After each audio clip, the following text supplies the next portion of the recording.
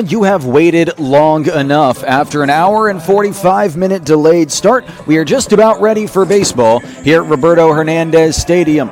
We welcome you inside on the Peach Belt Sports Network. My name is Noah Adcock. How with Game 3 of this three-game set between the USCA Aiken Pacers and the visiting Hurricanes of Georgia Southwestern State University.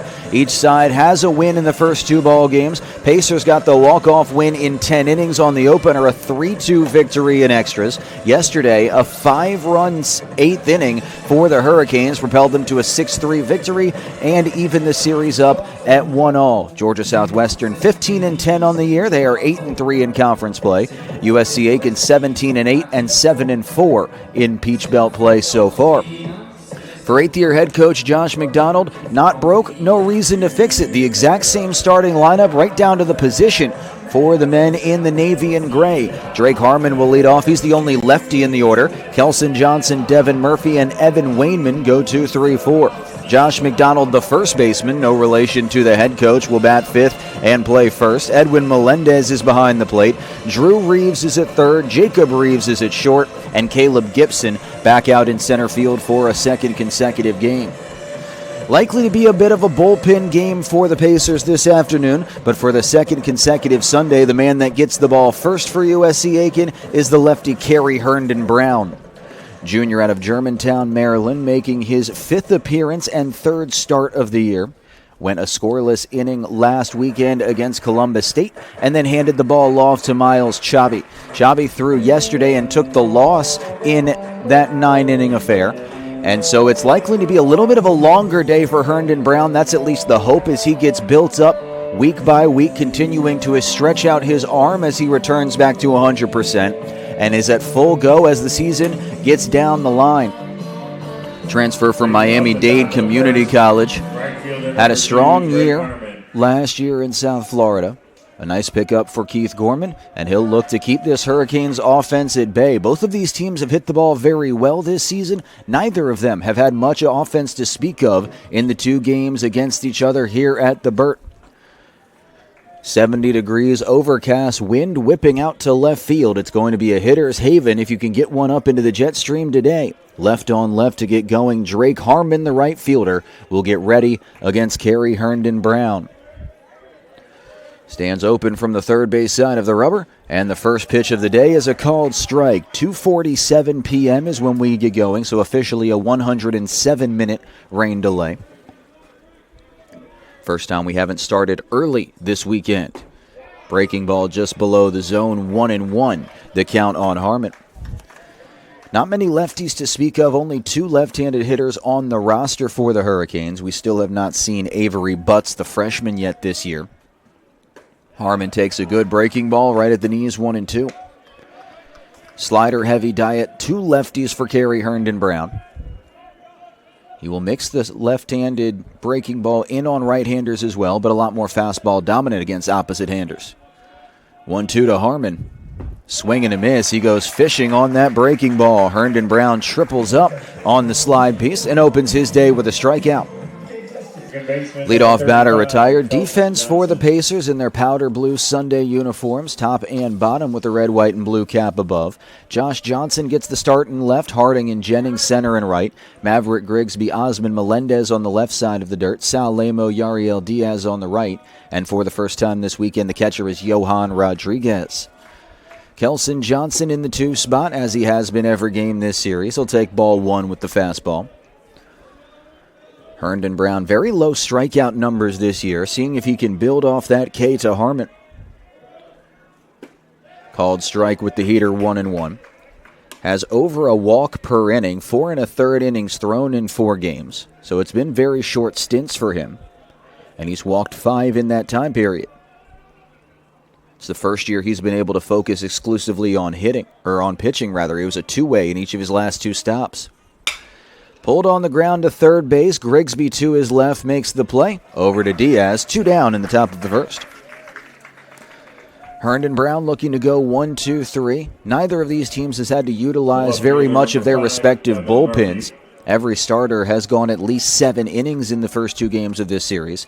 And yesterday, the Hurricanes got a complete game from Derek Espinoza in his second win of the year. Devin Murphy, 1 for 7 this week. A 3 strikeout proceeding so far. He takes just below the zone. Herndon Brown, a two-way at Miami-Dade. He began his college career as a first baseman at Division I Memphis. A little bit of time there as a true freshman before going the JUCO route. His 1-0 drops in. A little bit more hump on that curveball as compared to the slider he showed to Harmon. Finds the zone nevertheless. 1 ball and 1 strike on Murphy. One of the more prolific hitters in all of the Peach Belt Conference. Herndon Brown from the stretch. There's the changeup for the first time. Misses outside. Looking to keep Murphy at bay. 4 home runs and 31 RBIs for the junior. Fastball upstairs, 3 balls and a strike. Free passes have been the Pacers' undoing this season, and even this weekend they have reared their head time and again. Yesterday, that 5-run 8th inning was propelled by base hits, however. In on the hands, popped up on the first base side. Diaz into foul territory, makes the catch. A good 3-1 pitch from Herndon Brown, and he retires the Hurricanes in order in the top of the first. We'll see the true freshman Johnny Nutt on the mound when we come back.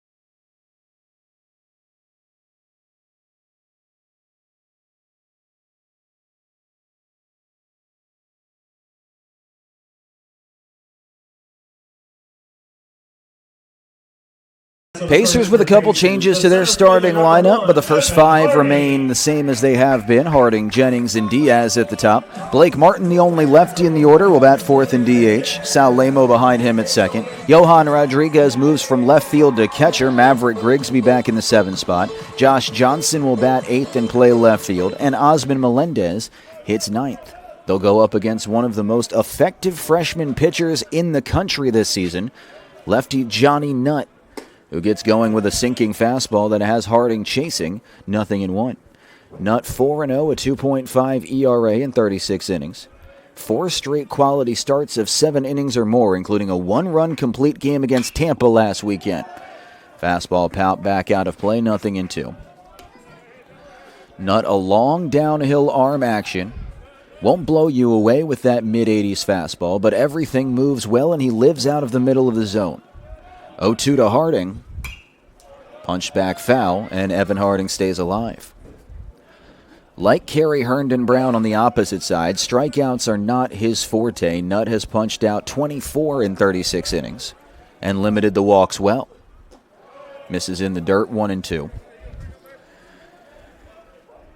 6 foot 190 from the left side out of Fitzgerald, Georgia. Was all-state all 4 years at Wilcox County at the Georgia 1A level. Off the inside corner, 2 balls and 2 strikes. Edwin Melendez, the catcher, tried to sell that behind home. Nearly ran back to the inside corner. Home plate umpire disagreed. Good late life on the fastball nevertheless. 2-2. Yanked foul once again. A nice battle here for Harding to open up the bottom of the first.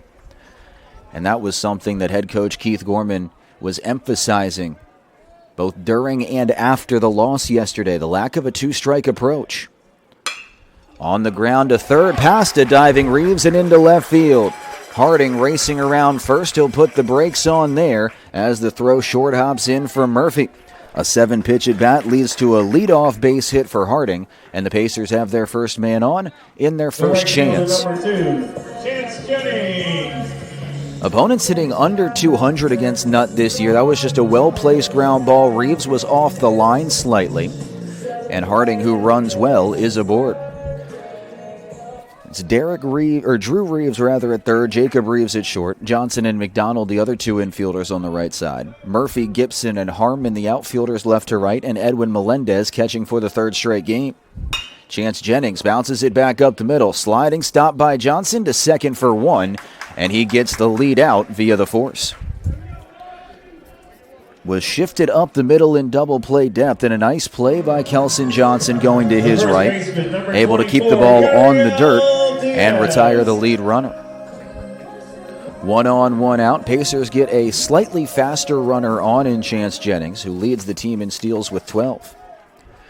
Jennings has not been on very frequently this weekend. Breaking ball misses up to Yariel Diaz, the powerful first baseman.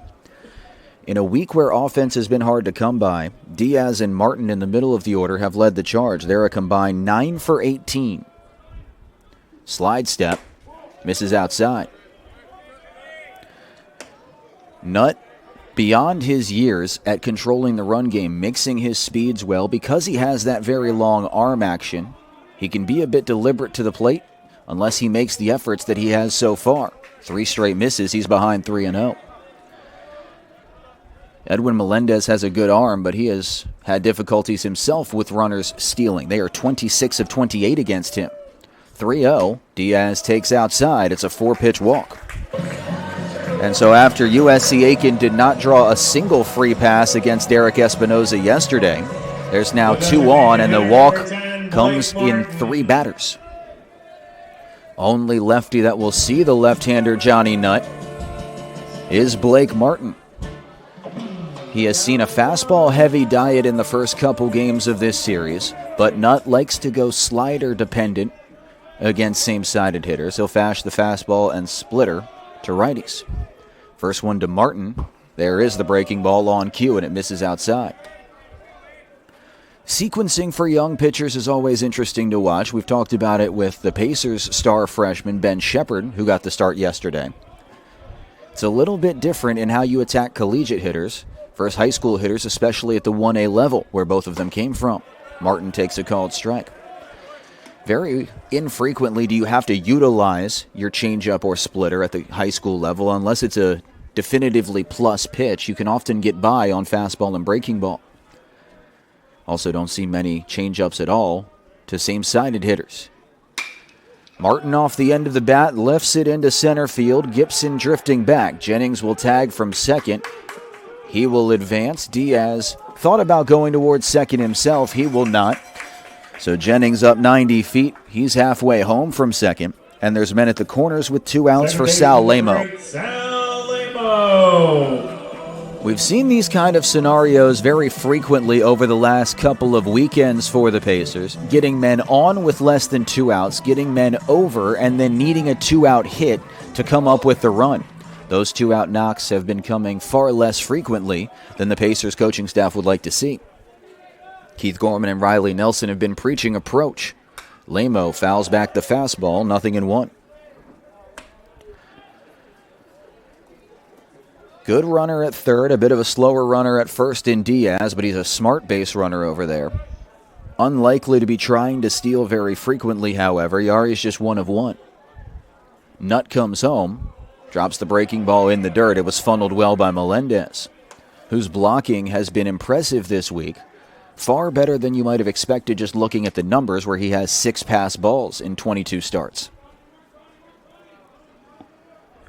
1 ball and 1 strike on the second baseman, Lamo. Called strike around the inside corner, came back to the edge. Lamo turned away, and a good frame from Melendez gets the call. Nutt now 1 strike away from getting out of this first inning and stranding the game's opening run at third. Hurricanes freshman spikes the rosin bag back behind the mound. Ready for the 1-2. Runner goes, and it's fouled back. A slicing swing from Sal Lamo to stay afloat.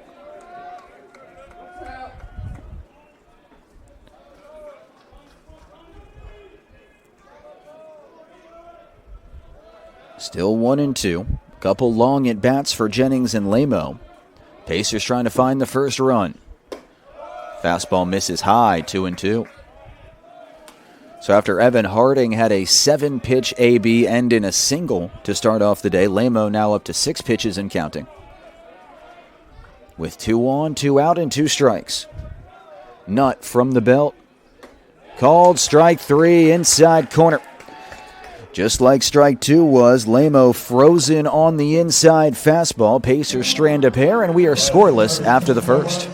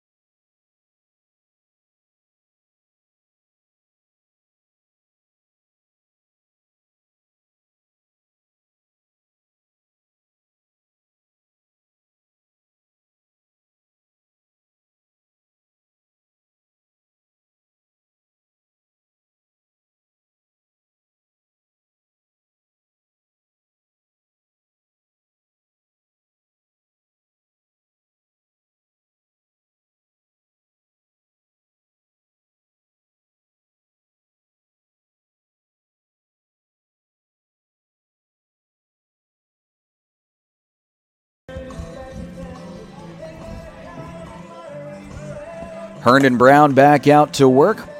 First time this year, in a starting role at least, that he has attempted to go multiple innings. Nobody behind him for the moment. Uncertain exactly where the marker is for Herndon Brown. But after a relatively painless first inning where he faced the minimum, 3 up, 3 down, certainly something to build off of. Evan Wainman leads off for the Hurricanes, 4, 5, and 6. Pitch clock got going early. Herndon Brown wasn't ready. And now the clock will be bumped back up. Ball put into play with a fresh 20 on that clock. Herndon Brown's first offering is upstairs, snatched off the edge of the webbing by Johan Rodriguez. Haven't seen Rodriguez behind the plate very much this year. His bat has forced its way into the lineup, but he has done so in left field more often than not. Off-speed drops to the outer third, 1-1. But Donovan Glisson needing a day off, and Ryan Becker's been struggling at the plate a little bit, so Rodriguez takes over catching duties, and Josh Johnson's out in left field. 1-1 off the inside corner, ball 2. Pacers have had to get creative with their defensive alignments this season, as they've tried to find the best opportunity to get as many big swingers into the offense as possible. Outside, 3 balls and a strike. That's necessitated putting some corner infielders or even catchers out in the outfield, just trying to find who can produce at the plate the most. 3-1 to Wainman, drops in for a called strike, and it runs full. 5 consecutive takes for Wainman to start off the top of the second.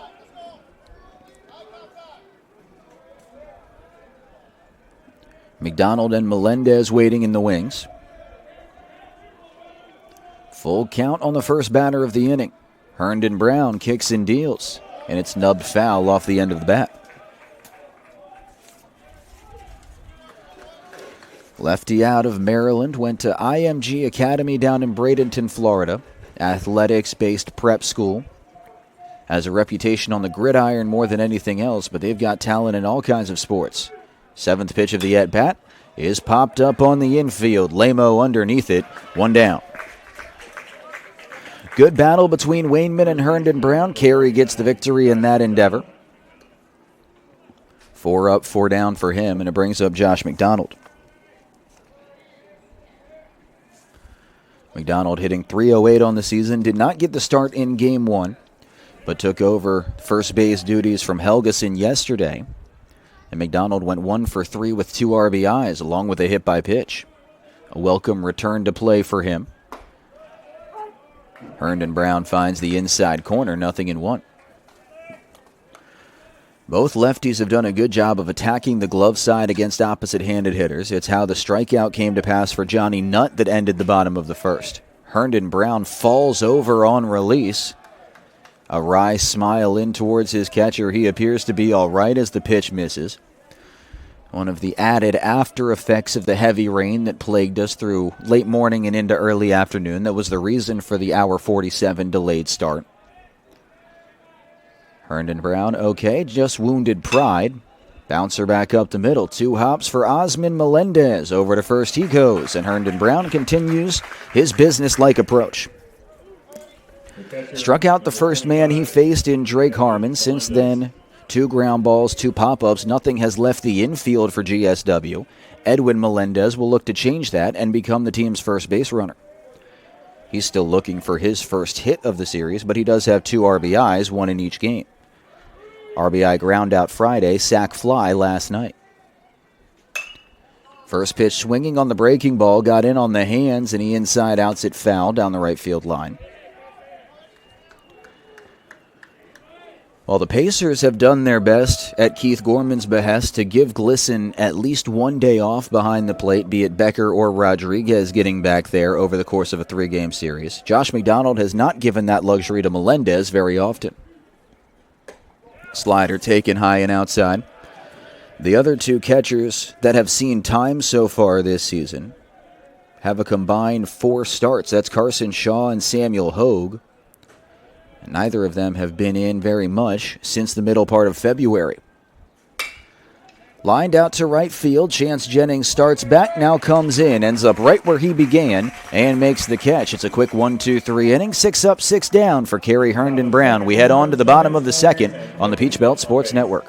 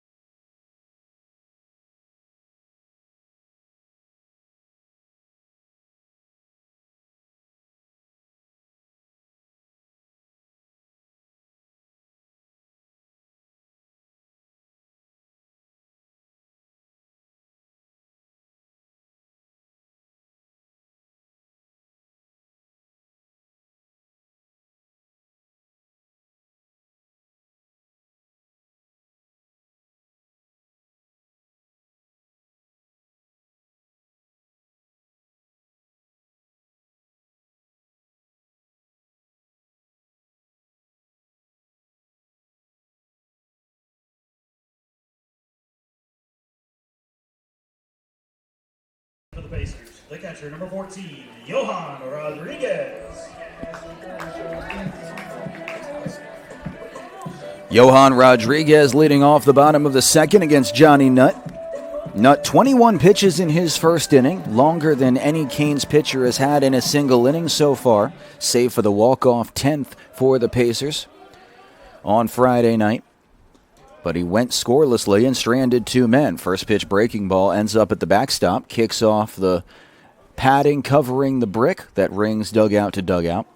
Ends up 2/3 of the way back to the mound, 1 ball and no strikes. Hurricanes have only had to utilize 1 reliever in the first 19 innings of play. On the ground out to short, Reeves to his left. On the run throw is dug out by McDonald. Leadoff man put away for the Pacers in the bottom of the second. Maverick Grigsby will step up looking for his first hit of the weekend. Evan Kohler went 8 innings in the Friday start, gave way to Jackson Raper, who gave up the game-tying and game-winning runs in the bottom of the 10th. And yesterday was a complete game for Espinoza. Called strike on the right-handed freshman. Freshman versus freshman right here. Nutt versus Grigsby. Nutt quickly into the windup, misses low and inside. It's a very high-effort delivery for Johnny Nutt. Lots of moving pieces. Pulled to the left side. Reeves backhands it deep in the hole. A jumping throw is not in time. Had to get rid of it quickly and did, but Grigsby hustling out of the box. He gets his first hit of the series, and the Pacers have one on with one out. From first hit of the series to first at bat of the series, another freshman digs in. That's Joshua Johnson. Johnson making his 9th start of the season, hitting just over 300 on the campaign. Did not play either of the first 2 games this weekend. Freshman out of Newport, North Carolina, swings over top of the off-speed.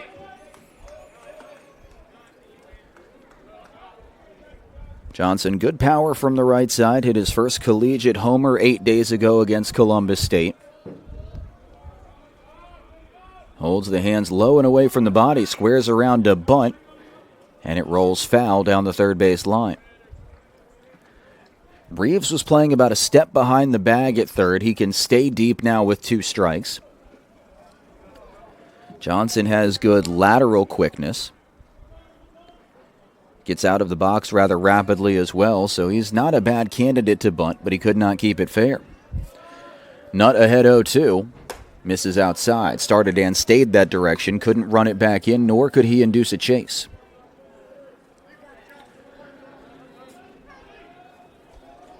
Johnny Nutt, 4 times in a row, he's been the Peach Belt Rookie of the Week.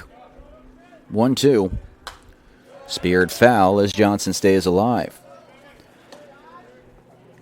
Has not allowed an earned run in his last 17 innings and change. Went 7 innings without an earned run against Augusta University 2 weekends ago, and then had the 1-run complete game last weekend. Unearned. Still 1-2 on Johnson.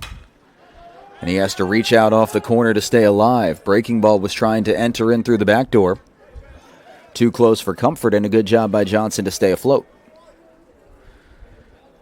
Both sides have done well early on to extend ABs. We've seen that against Nutt and Herndon Brown alike. Infield in double play depth as the sun tries to peek out for the first time this afternoon. Off-speed misses low and in. A good take from the freshman Johnson. And so he will see a 7th pitch in this AB. Reeves and Johnson pitching up the middle. Thinking about turning 2. Instead, it's sent skyward out to center field, just underneath it. Gibson fighting the sunshine makes the catch. 2 down in the bottom of the 2nd inning. Nutt wins the war, a good back and forth once again. And at the bottom of the order, Osman Melendez will try to extend this 2nd inning. Pacers got the 1-out infield single from Maverick Grigsby. Have 2 hits and a walk drawn off of Johnny Nutt. Nothing to show for it just yet. 2 sides still feeling each other out in the early aughts. Curveball called for a strike at the very bottom of the zone against Melendez. Osman had a 4-game hit streak entering the weekend, but he's 0 for 7 this series. Bottom of the order has been held in check by the Hurricanes. Fastball low and inside as Nutt spins off the mound in frustration, 1-1. Second-year pitching coach Jordan Barrett has had a brilliant rotation to work with for Southwestern this year. On the ground through the right side, and there is Melendez's first base hit. Grigsby holds up at second. A pair of knocks in the inning, and the Pacers have 2 on with 2 out. Brings it back to the top of the order. Evan Harding opened the bottom of the 1st with a base hit that he yanked past Drew Reeves at 3rd, and now he has a chance to bring the first run of the day home if he can repeat the process.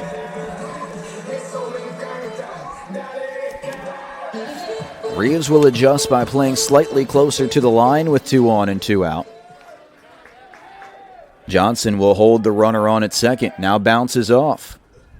First pitch swing, deep drive out to left field. Murphy going back, he's looking up, and it is out of here.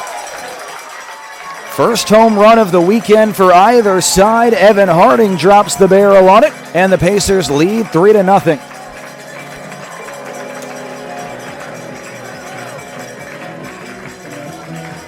Second long ball of the year for the first-year Pacer out of Clayton, North Carolina.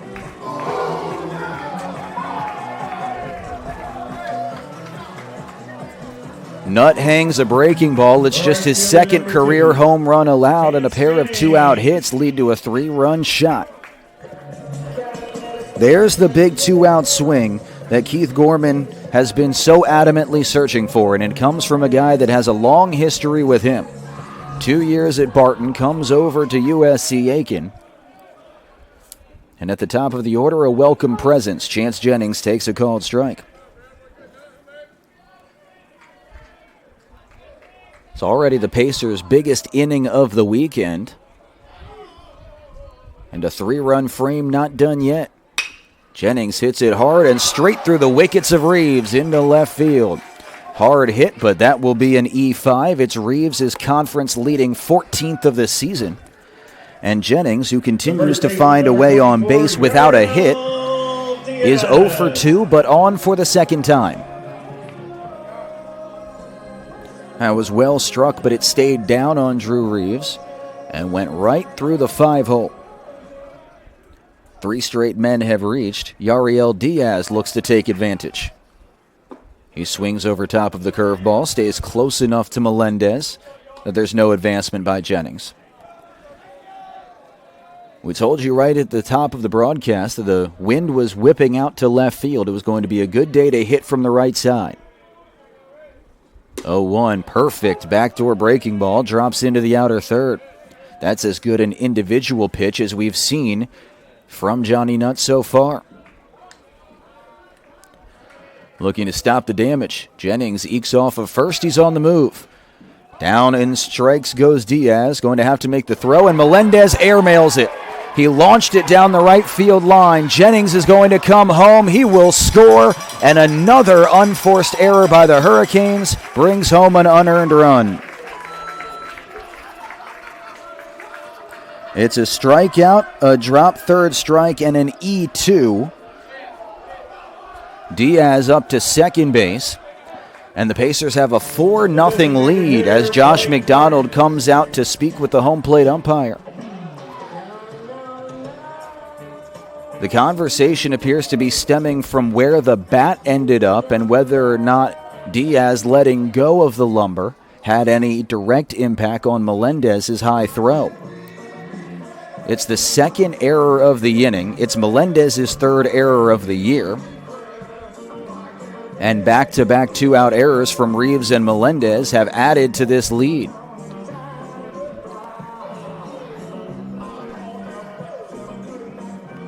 Because Jennings was off on the pitch, he was already at second by the time the ball hit the dirt, and then when the throw went down the line, he was easily able to head to third, circle the bags, and get in front of the throw at home plate.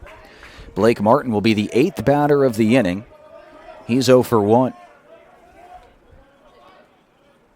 Breaking ball misses high. Diaz a big lead out at second, being held on by the shortstop Reeves. Pacers have carved out a sizable advantage in this second frame. 1-0 to Martin. Off the corner, 2 balls, no strikes. A hitter's count for Blake Martin. And we'll see which direction Nutt wants to go, whether he trusts the breaking ball enough to locate for a strike. Checks at second and comes home. Fastball in on the hands. Speared straight back by Blake Martin.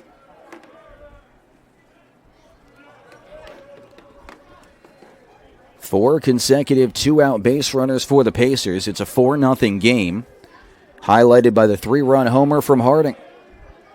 2 balls and a strike on Martin. Fastball misses up and in. Long first inning for Nutt, 21 pitches, and the second inning has been no kinder. In danger of allowing his second walk in as many frames. And instead it's hit high in the air out to center field. Gibson drifting back. He has room and makes the one-handed catch. The Pacers send 8 men to the plate and 4 men cross home. Harding with the home run, and Aiken has a sizable advantage through 2. 2 errors.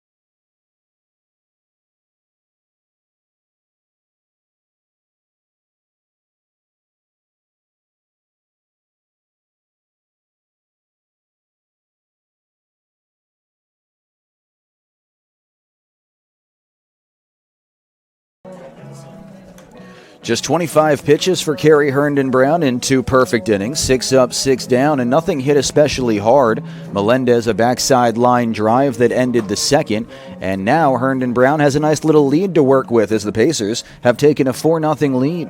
4 runs, 3 earned in that bottom of the second, 3 hits and 2 errors. The home run was the big swing, but it was followed up by an E5 and an E2 that not only got Chance Jennings on base, they also brought him all the way around.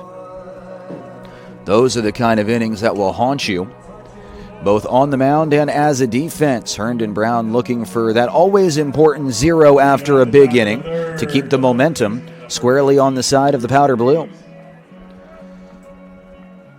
Drew Reeves will lead off, looking to atone for that E5 in the previous half inning.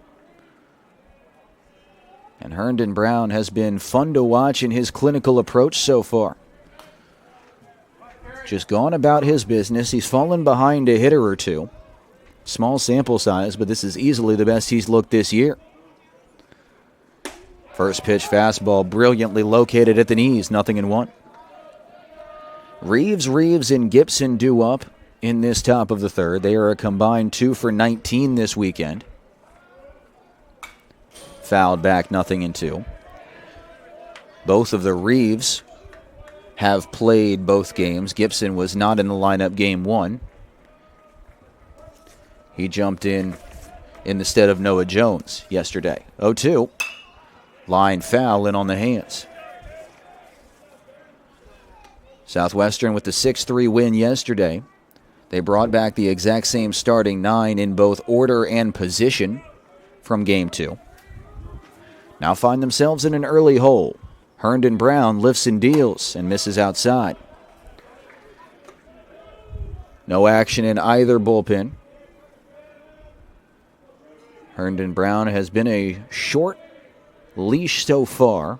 Not as much today. Scooped foul. And Drew Reeves continues to fight.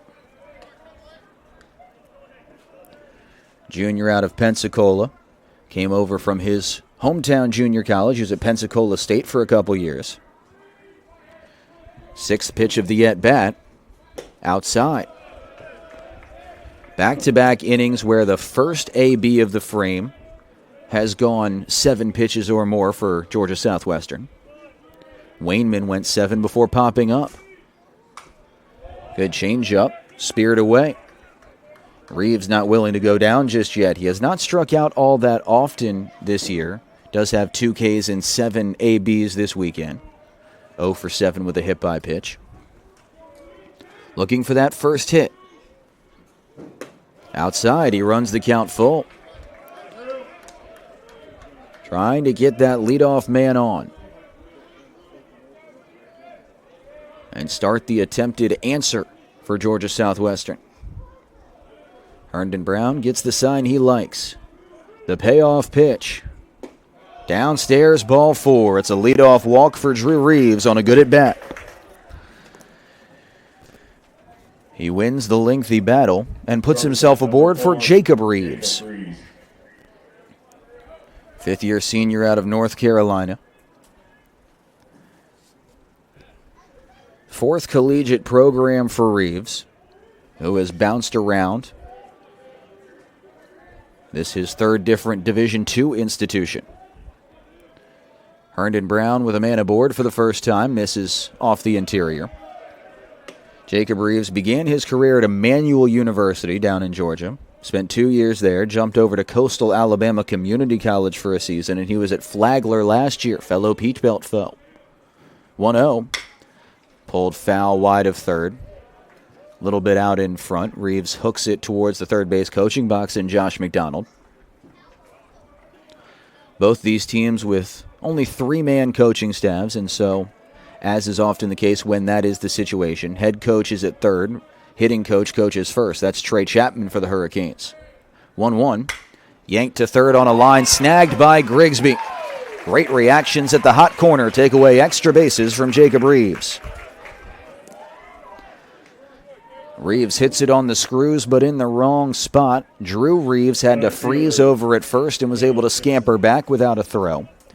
Now 1 on, 1 out, and the batter is Caleb Gibson, the 9-man out in center field. Gibson, a junior from just up the road in Columbia. Takes a called strike at the bottom of the zone. Had a great season at Cleveland Community College, the one in North Carolina, not in Ohio. Herndon Brown picks over for the first time. Gibson hit .335 with 20 steals last year for the Yetis. Was previously at Spartanburg Methodist in 2024 when they were a junior college. They've now joined the NAIA as they have become a 4-year college. That's where he and Blake Martin cross paths. Cut through and missed on the 0-1. Rodriguez takes a look over at first, thought about the back pick, and then thought better of it.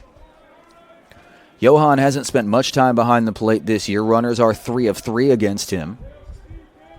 Herndon Brown, the 0-2.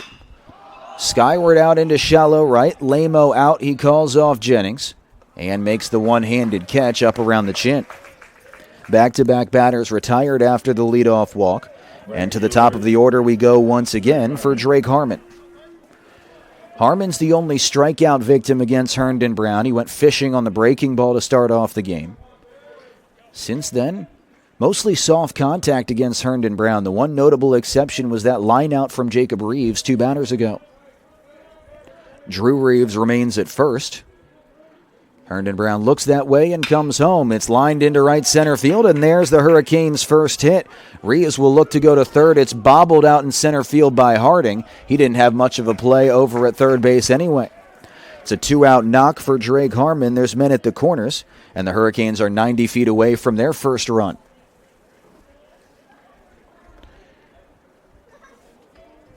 Harmon starting to find his rhythm at the plate.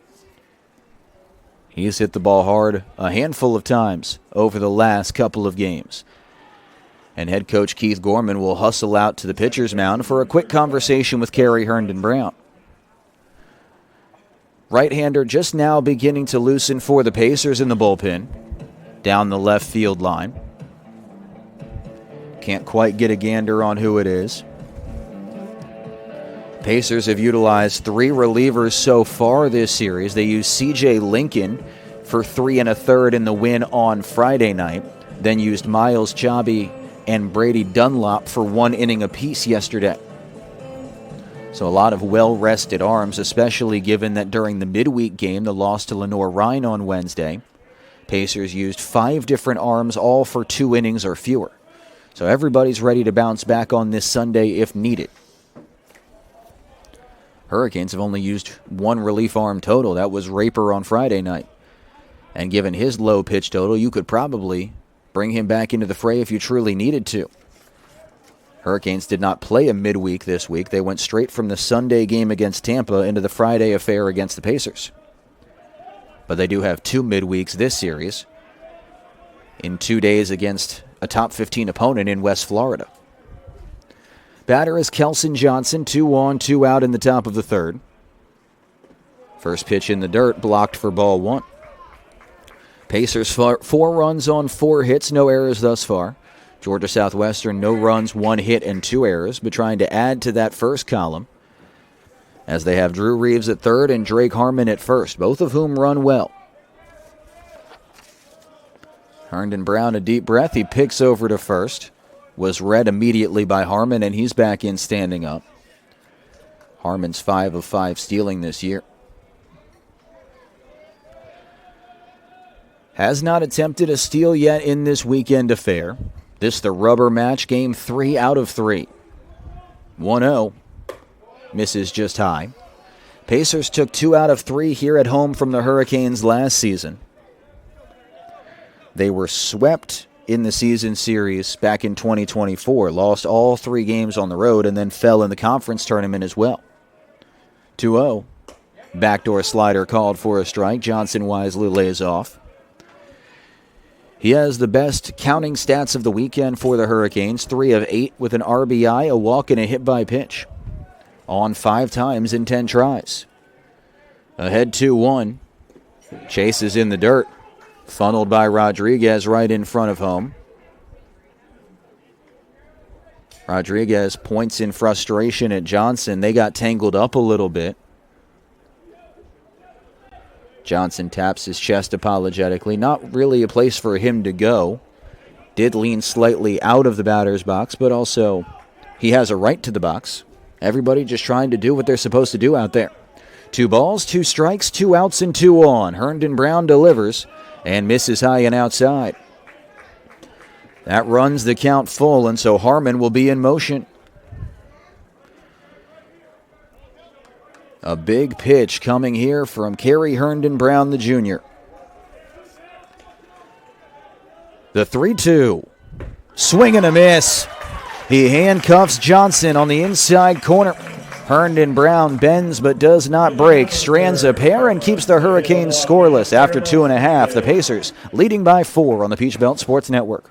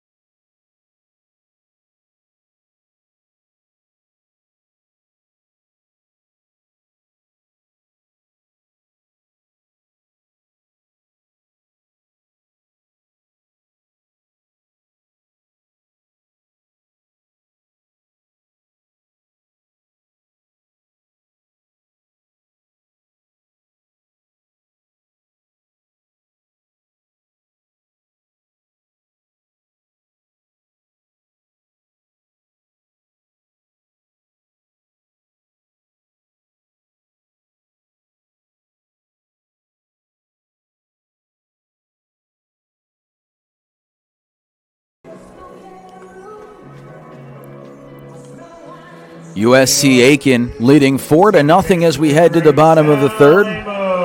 Pacers sent 8 men to the plate in the second inning against Johnny Nutt, brought 4 runs home. 3 of them were earned, and that's the only inning that's seen a run for either team so far. Sal Lamo was the only man not to bat in that lengthy second against Nutt, so he'll lead off with Rodriguez and Grigsby behind him. Johnny Nutt desperately looking for a short inning of work here and misses outside ball 1. After a 21-pitch first ended scorelessly, Nutt threw 26 in the second. The 1-0 to Lamo. Shot straight up and back out of play. Clangs off the awning above the grandstands here at Roberto Hernandez Stadium. That awning a welcome addition from both sun and the rain that we saw earlier today. Nutt's 50th pitch of the day is popped up again, this time in front of home plate. Nutt calling off his infielders, now gives way to the third baseman, and it falls in between them. Nutt was underneath it. Reeves called out at the last second. Somehow they both ended up on the ground. Nobody touched it, and it is as high and short of a single as you will ever see. It's just been that kind of weekend defensively for the Canes. Lamo's not complaining. He gets a hit out of it. It's a line drive in the scorebook, and the leadoff man is on. Johan Rodriguez bats, trying to extend the inning. First pitch swinging, drives it down the left field corridor, and it hooks foul. One hopping off the fence. Would have been bound for extra bases had it stayed fair. And even though that does not go as an error in the book, as neither Reeves nor Nutt made contact with it, the freshman was set up underneath it. That's usually a scenario where you want your infielder to be the one to make the play. Then Reeves made the late call, and it looked like his feet slipped out from underneath him on the wet grass. Runner goes, pitch is fouled straight back. Kelson Johnson pantomimed a dive out behind second. Someone's clearly been watching the World Baseball Classic. Sam Antonacci of Team Italy did the same thing and got a juke of a couple different players. Part of Italy's magical run. Now an 0-2 count on Rodriguez. He sends this one up in the air. This time Melendez calls everybody off, and he makes a two-handed catch for safety. So a couple pop-ups induced by Nutt in this third inning. One caught, one not, and so there's one on and one out. Third baseman number 40, Maverick Frisbee. Lamo's the only Pacer that has a stolen base this weekend. Sal's now 12 of 14. He's tied with Chance Jennings for the team lead in one more attempt. Maverick Grigsby singled and scored last inning. Nutt picks over, and Lamo read it immediately. Left-hander started leaning towards first base right as soon as he lifted the leg. Lamo recognized it. Now he's on the move. Pitches downstairs. There will be no throw. Lamo in with a head-first dive. Sal's got his second stolen base in as many days. Now 13 of them on the season. Takes away the double play chance. Sun out in full force, beaming down upon the dirt. 1-0 on Grigsby. Inside corner called strike with the two-seam. Good arm side run on just about every fastball that Nutt has shown. Pacers have mustered 5 hits today in 2 1/3. One of the rare non-dominant performances, at least to start, for Johnny Nutt. Off the end of the bat, that's tipped foul. Ran off of the barrel. Grigsby makes it 1-2. Nutt entered with a 2.5 ERA and a perfect 4-0 record. Product of Wilcox County High School. Jumped right into college play. Looking for his second strikeout. Runner breaks for third. Pitches inside. The throw kicks into left field. Cut off by Reeves. He will not make a throw to the plate. It's a stolen base, another error, and another run. Lamo swipes third. Melendez's second error of the day makes it 5-0. Sal got a great jump from second to third. The throw was yanked to the glove side by Melendez, kicked off the umpire. Fastball high and outside, ball 3. If that had not hit the third base umpire, there would have been no chance at the plate. Reeves able to back up and get it, but still was unable to make the throw. Full count on Grigsby. Popped up right side. Johnson calls off McDonald, 2 away. So 3 pop-ups in the inning, but the Pacers still have a run on the scoreboard by virtue of the missed catch, 2 steals, and then an error. Joshua Johnson. It's a little demoralizing for Nutt, who, at least by proof of contact, has had his best inning on the mound thus far, and he's still had to labor a bit more than he would have liked to. He'll look to retire Josh Johnson for a second time. Johnson takes the curveball downstairs. Josh flew out to center field in his first time up. Nutt's now at 60 pitches in less than 3 innings. 1-0. Cut on and missed. Johnson pulls off slightly on the big breaking ball. Nutt trying to get back into the dugout. 1 ball and 1 strike. Misses low and inside. Heavy diet of breaking balls to the right-handed outfielder. Pacers looking to keep their foot on the gas, continue to apply the pressure to this beleaguered defense. Nutt misses low, 3 balls and a strike. Johnny Nutt had gone 7 innings or more each of his last 4 starts. This has been a bit of a different beast. Count 3-1. Called strike, well located on the inside corner.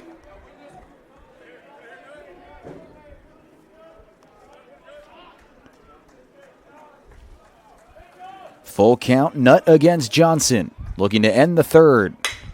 On the ground to the left side, stabbed by Reeves, deep in the hole. He cannot get it to first in time. Johnson legs out the infield single, and he's on for the first time today. Pacers have been hustling off the box every single time. The shortstop, number 17. And they have put the onus on Jake Reeves to be able to beat them out. He's had a couple of very tough stops that he was unable to make. And Josh Johnson came up looking less than 100% after he hit the first base bag, and that's going to bring head coach Keith Gorman over to just make sure that his young left fielder is all right. Johnson already flashed the thumbs up sign, saying that he was fine. Might have hit the base a little awkwardly.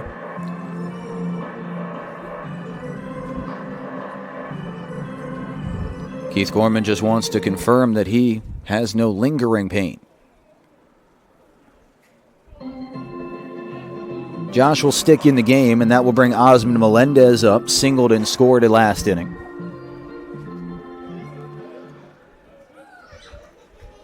Pacers leading 5-0. Added on with the E2 that scored Lamo. First pitch breaking ball for a called strike.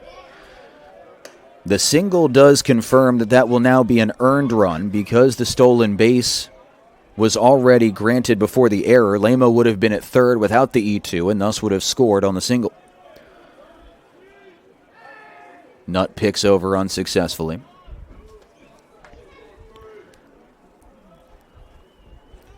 And as this game goes along, the Hurricanes' ability to get a full, complete game and all 9 innings out of Espinoza yesterday means more because the bullpen is fresh. Nutt picks over again. Once more, Johnson's back in standing up. Josh Johnson, 3 of 3 stealing thus far this season. Pacers are 3 of 3 off of Melendez so far this weekend. All 3 steals came from Sal Lamo. Johnson on the move. Breaking ball called a strike. The throw is not in time. An easy stolen base for Johnson, who got a great jump and remains perfect in his college career.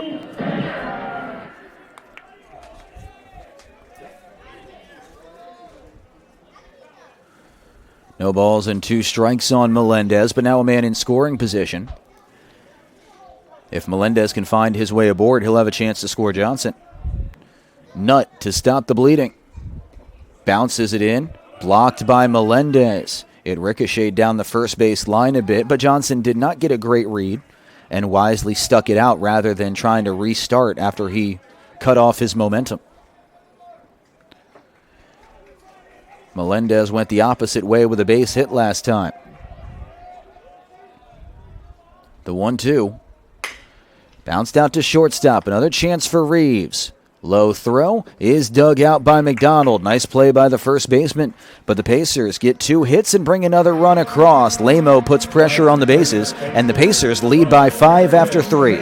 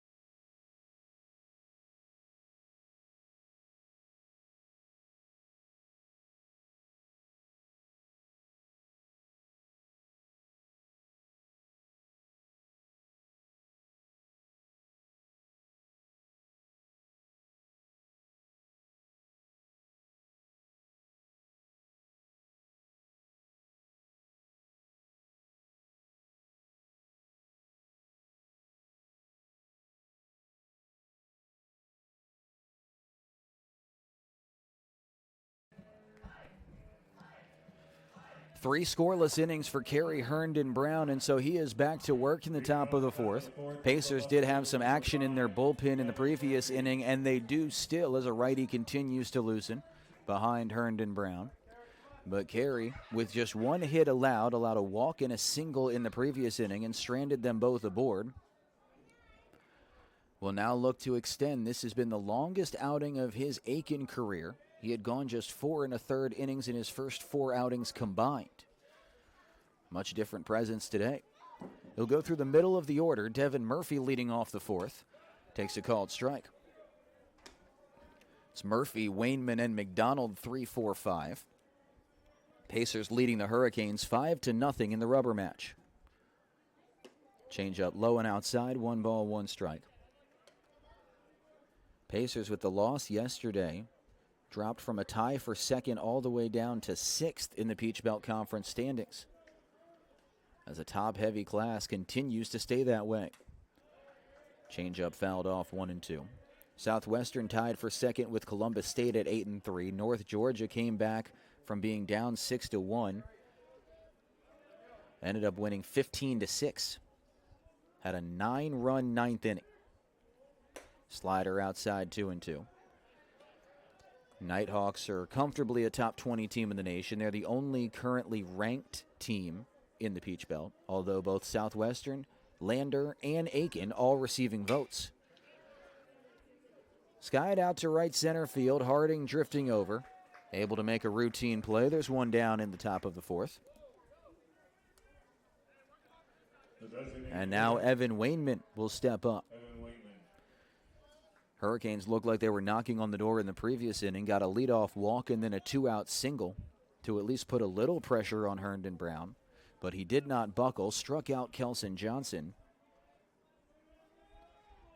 And then the Pacers added 1 more run to their total. Off-speed misses inside. Hurricanes now have multiple men stretching in their bullpen. Looks like Wade Johnson and Cooper Sane are the 2. Fastball outside 2-0.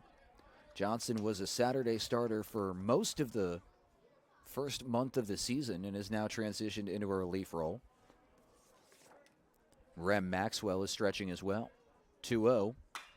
Yanked deep down the left field line and foul. Breaking ball stayed up a little bit.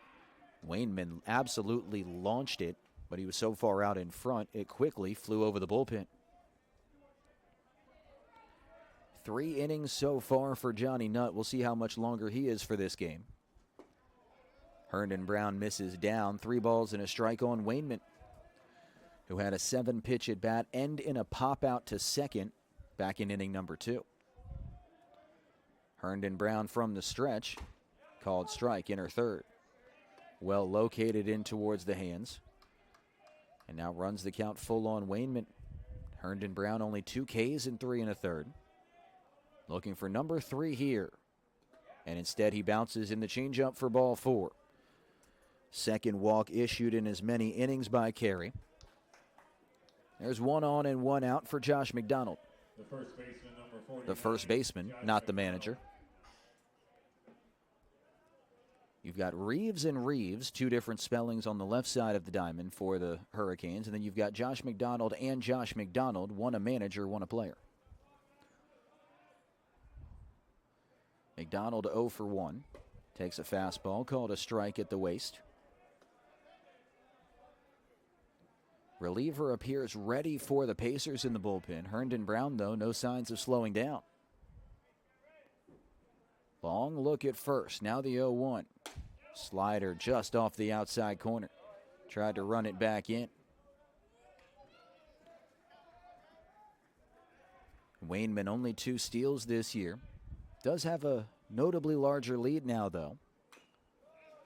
McDonald fouls it back 1-2.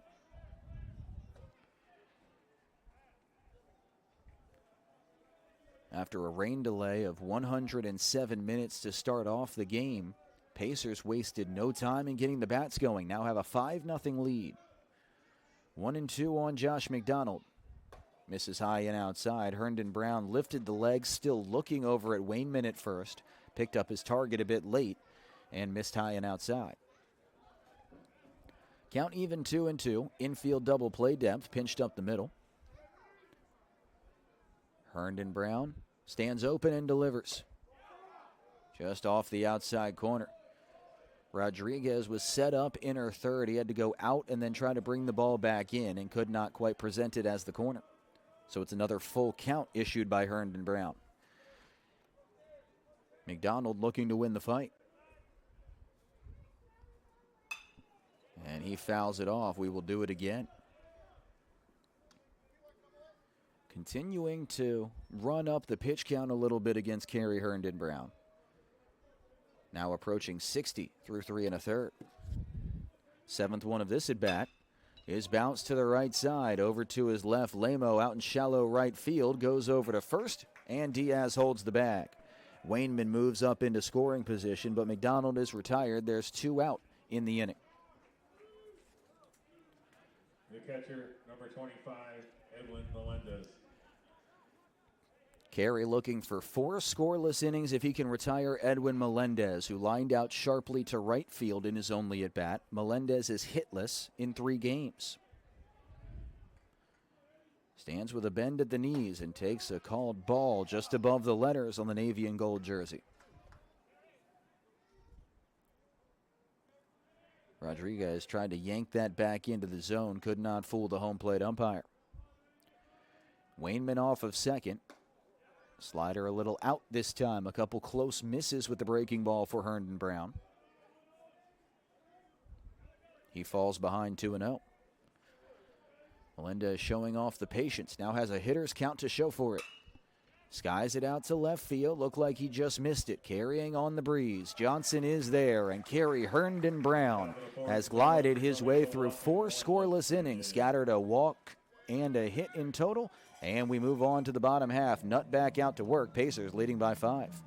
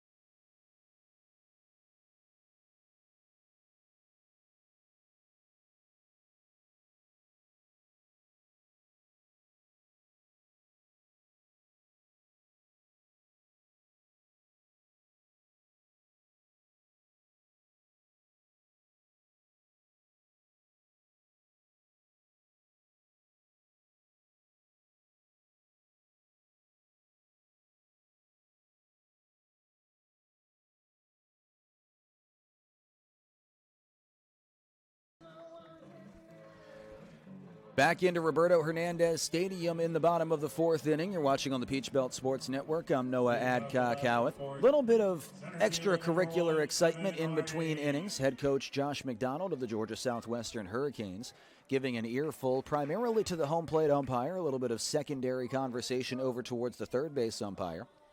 Not certain the exact reasoning. He's still upset about the lack of a catcher's interference call, or a batter's interference call rather, on the drop third strike in the second.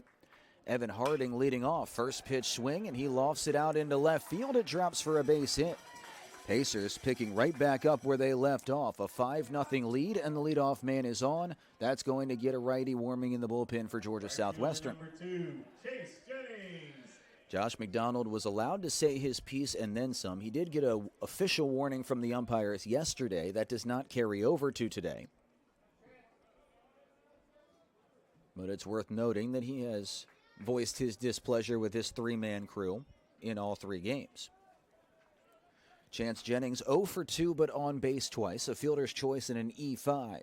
Nutt out of the stretch, and Jennings loops the changeup back off the mask of the catcher Edwin Melendez. Trying to see which right-hander is going to get tossing first in the bullpen. It looks like it's Rem Maxwell for the moment. But Wade Johnson is up as well. Could be double barrel in the early goings. Slide step. Misses outside. 1-1. Nutt's shortest outing of the year came in relief. That was the only time he went as a reliever against North Greenville back in early February. His shortest start was 3 2/3 innings. Through 3+ at the moment. He's given up 5 runs, 4 of them earned, and 7 hits. Has only walked 1 batter, but the Pacers have found the barrel relatively consistently. 1 ball and 1 strike. Jennings lines this out to right center field, hooking away from Gibson, and it's past him all the way to the wall. Harding hustling around third. He will get the wave. The throw coming to the plate. It is not in time. RBI triple for Chance Jennings. His first hit of the weekend comes in a big way. It is 6-0 Pacers in the bottom of the 4th. The first baseman, number 24, Yariel Diaz. The conference leader in triples gets his 5th of the season, and the Pacers are giving Nutt the business.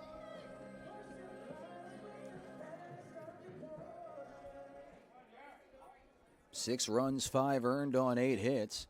Time is called by the home plate umpire. Nutt was ready to go. The ball had not been put back into play. Yariel Diaz, 0 for 1. Takes a fastball high. Diaz has walked and reached on a drop third strike. For Nutt, this is the most runs and most hits he's allowed in his college career. Breaking ball drops to the top of the zone. It's tied with that relief outing against the North Greenville Crusaders for the most runs he's allowed in totality. Breaking ball inside. And correction, North Greenville has scrapped the Crusaders' name. They are now the Red Foxes. Always so difficult to keep track of all the names and styles and changes that have occurred over the college level year by year. 2-1 to Diaz is pulled foul. Just missed the barrel. Righty continues to warm in the pen for Georgia Southwestern. And it is Johnson. 2-2. Yanked into left field, base hit. Diaz with his first knock of the day, and the Pacers have come out swinging in the Sunday finale. It is 7-0 in the bottom of the 4th. 3 straight hits to start off the inning. Blake Martin. Harding singles, Jennings triples, Diaz adds a 2-strike base hit. Pacers put the extra point onto their first touchdown of the day. And it is still Johnny Nutt out there to face the lefty Blake Martin, who is one of just 2 players in the Pacer order yet to reach base. Slider in the dirt. Good block by Melendez. Wade Johnson appears ready and waiting in the bullpen. Martin has flown out twice to center field. Infield plays him to pull. In on the hands, popped up once again, this time shallow left. Devin Murphy is there, 1 down in the bottom of the inning. Martin unable to get the barrel out in front of the fastball running in on the hands. Got jammed and inside out at it skyward. Here's Sal Lamo. Had an adventurous turn around the bases last inning. Reached on a single that was a pop-up in front of the mound, fell between Nutt and Reeves. He stole second, he stole third, and then on the steal of third, the throw went into the outfield, so he came home. Breaking ball called a strike. It drops in. Pacers at 9 hits through 3 1/3. As many as they had in all 10 innings on Friday, and more than they had in 9 innings yesterday. Breaking ball spun out to center field. Gibson heading back. He's in front of the track and makes the catch. Diaz was tagging from first, but he puts the brakes on a third of the way up. Back-to-back fly balls induced by Nutt after 3 straight hits to start off the inning. Pacers have tacked on 2 more to make the lead 7 as they try to snatch back the series and avoid back-to-back losing weekends. Johan Rodriguez 0 for 2. Swings over top of the breaking ball. Rodriguez 1 for 6 with an RBI entering the weekend, or entering this game rather. Nutt from the stretch, bounces in the curve. Josh McDonald and Jordan Barrett trying to get their freshman through this inning and give Wade Johnson a clean 5th to work with. Can't imagine Nutt will go back out past this one. Lined into left field. Rodriguez has his first hit of the day. Pacers are into double digits. 10 hits, 11 outs recorded for the USC Aiken offense. Number 40, Maverick Grigsby. This is more of the Pacer bats that we were accustomed to seeing through the first 6 weeks of the season. Had gone a bit quieter, especially with a bit of a modified approach, not to the liking of Keith Gorman, over the last 6 games or so, dating back to the weekend set against Columbus State where they lost 2 of 3. And now time is called. Head coach Josh McDonald heading out to the mound, and that's going to be it for Johnny Nutt. He allows 7 runs and 10 hits, and he's responsible for both men still on base. An early turn to the bullpen for the Hurricanes, and Pacers out big in the Sunday finale.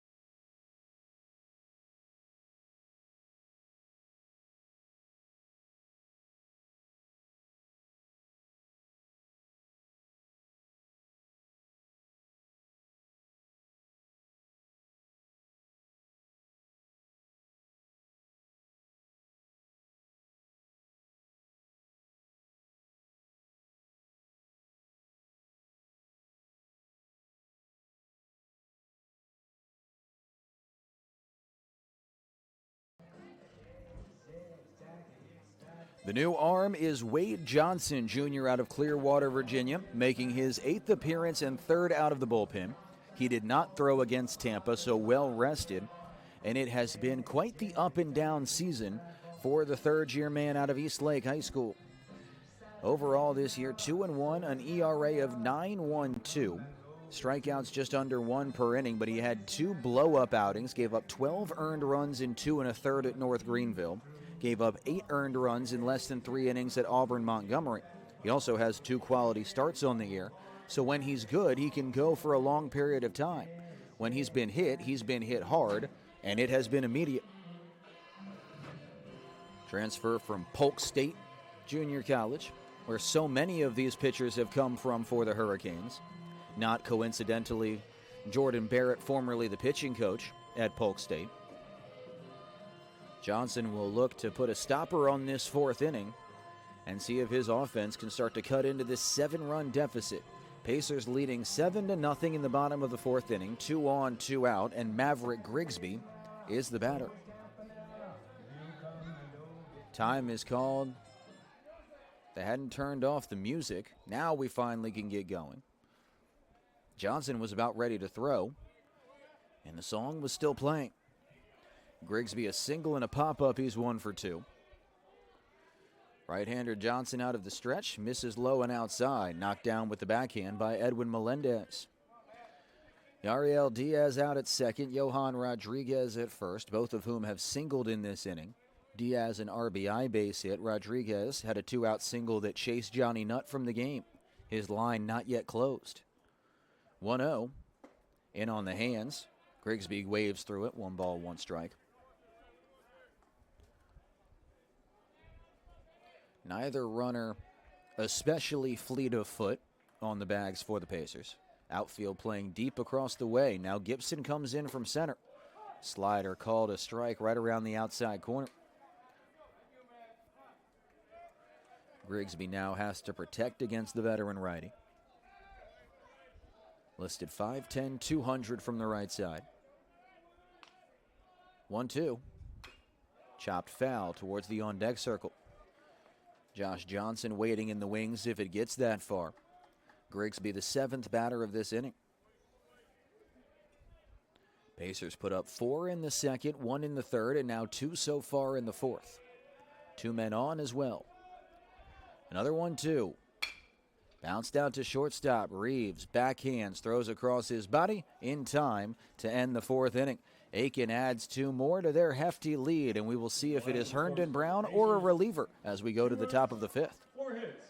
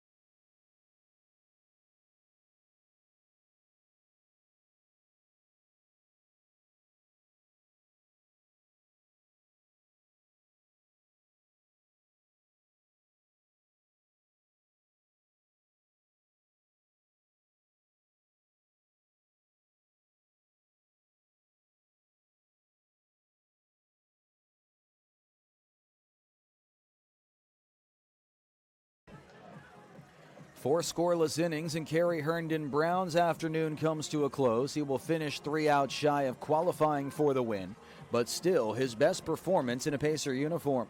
Kerry goes 4 innings, 1 hit, no runs. He walked 2 and struck out 2. And now for the second time in as many days, Brady Dunlop, the redshirt sophomore, takes the hill. Dunlop worked a quick 1-2-3 ninth in the loss yesterday. Came on in relief of Miles Chaubby. Got a line out, a pop-up, and a ground out back to the pitcher in less than 10 pitches. And so he jumps onto the hill. The first, but likely not the last, reliever used by Aiken in this Sunday finale. Drew Reeves leading off for the Hurricanes, and he takes a called strike. Drew Reeves, Jacob Reeves, and Caleb Gibson due up 7, 8, 9 here in the top of the 5th. Dunlop 2-1 on the year, ERA just north of 6 in 22 2/3.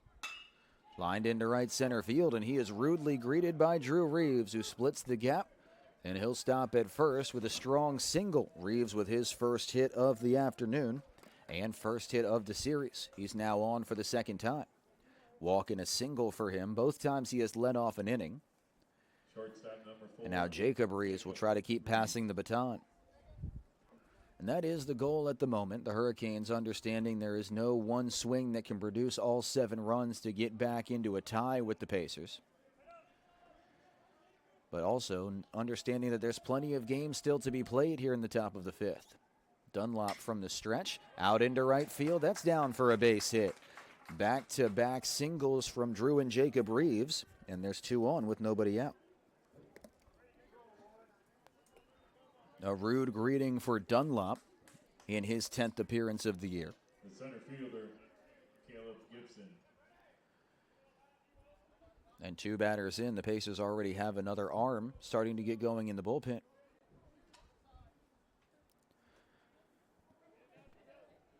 Keith Gorman trying to be proactive, making sure that if things do deteriorate for Dunlop, he's not left out longer than he should be. First pitch coming to Caleb Gibson, the right-handed center fielder. He takes ball 1. Gibson 0 for 1 with a pop-up in his only at-bat. 1 for 5 in 2 games in the 9 spot in the order for GSW. Fastball outside, ball 2.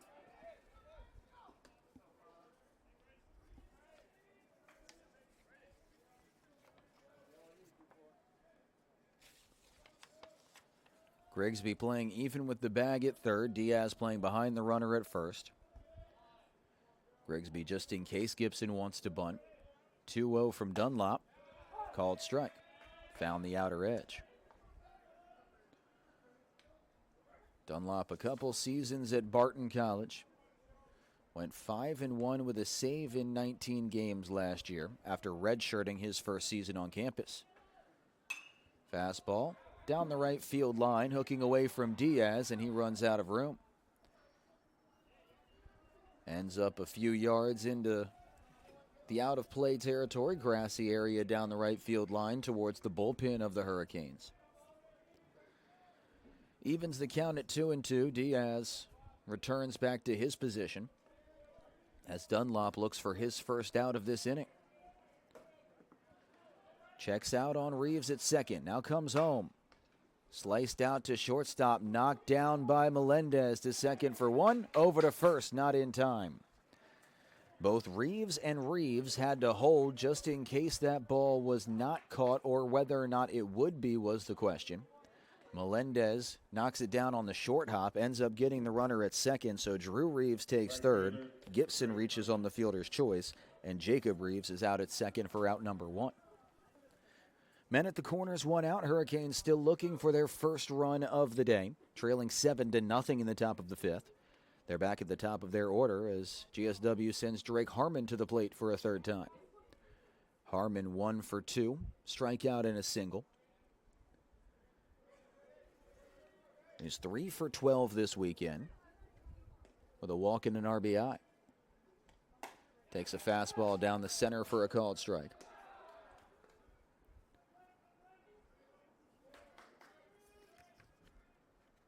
Harmon had a 14-game hitting streak snapped in the series opener, then doubled back and got 2 yesterday. Time asked for by Johan Rodriguez. They're having issues with the signs, sending the signals out from the wrist communicator on the catcher's side.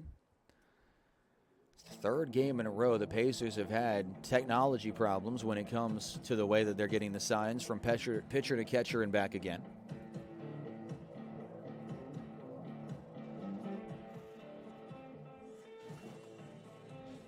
Keith Gorman will now bring Dunlop into the conversation to make sure they all get on the same frequency, so to speak.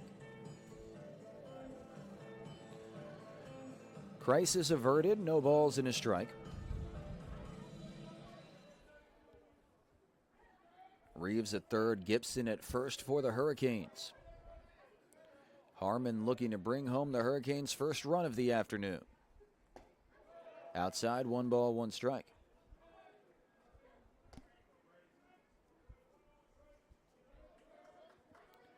Diaz now opting to hold the runner on with an open base out at second. 1-1 from Dunlop. Hooking down the left field line. That will fall fair and go up against the fence. Reeves scores from third. Gibson gets a stop sign over there. It's an RBI double for Harmon, and the Canes are on the board. 7-1 ball game. Third hit of the inning off of Brody Dunlop. After Kerry Herndon Brown went 4 one-hit innings, his day ended 3 out shy of qualifying for the win. And Southwestern's eyes have lit up, just getting a new arm to take advantage of. Harmon's second RBI of the weekend, 18th of the season. And Johan Rodriguez is going to go out to the mound. Conversation with Dunlop as a right-hander begins to loosen in the Pacers' pen. as the Hurricanes have shown their first true signs of life so far today.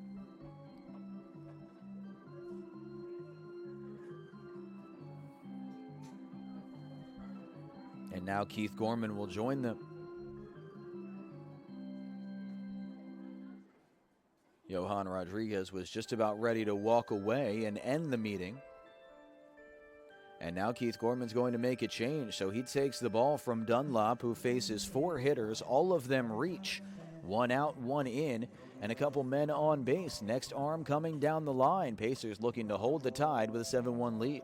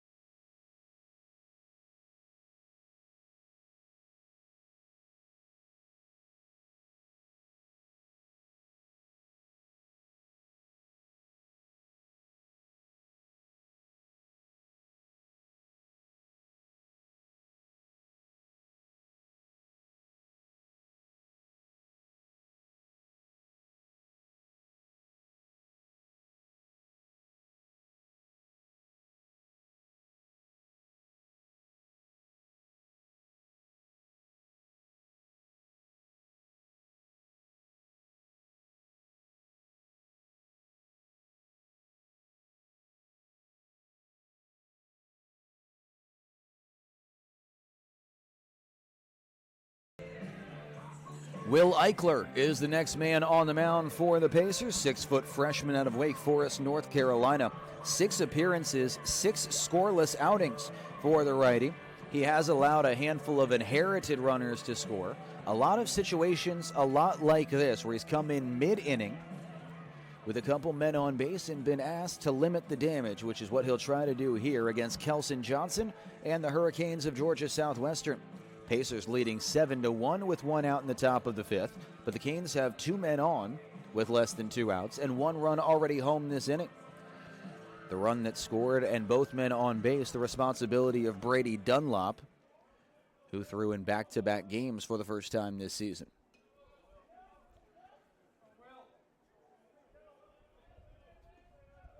Eichler works against Johnson, who's 0 for 2, a ground out and a strikeout in 2 chances against the lefty Herndon Brown.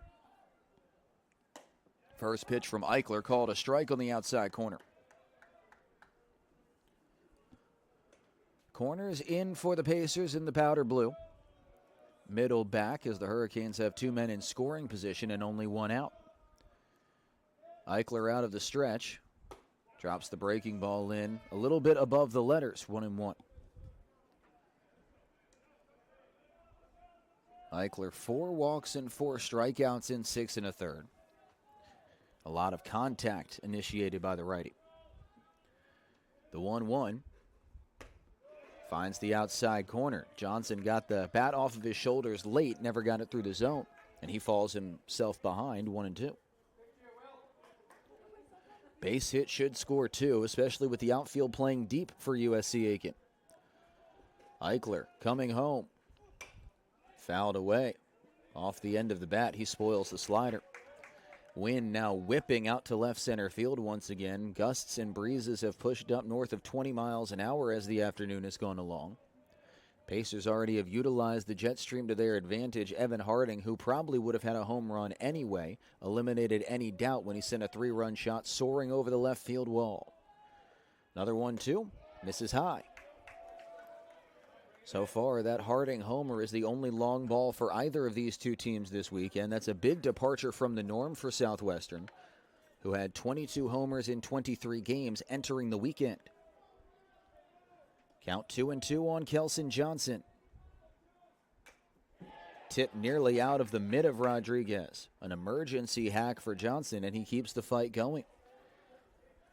Hurricanes stringing together some quality looks as the top of the order now trying to benefit from what 7, 8, and 9 did. Reeves, and Gibson all got on base. Seventh pitch of the at-bat. Will Eichler gets him swinging. Johnson tips the high slider into the mitt. First strikeout in the first batter that Will Eichler faces. And there's 2 down for Devin Murphy. Big spot for Murphy. A base hit could make it 7-3 and bring the Hurricanes right back into this game.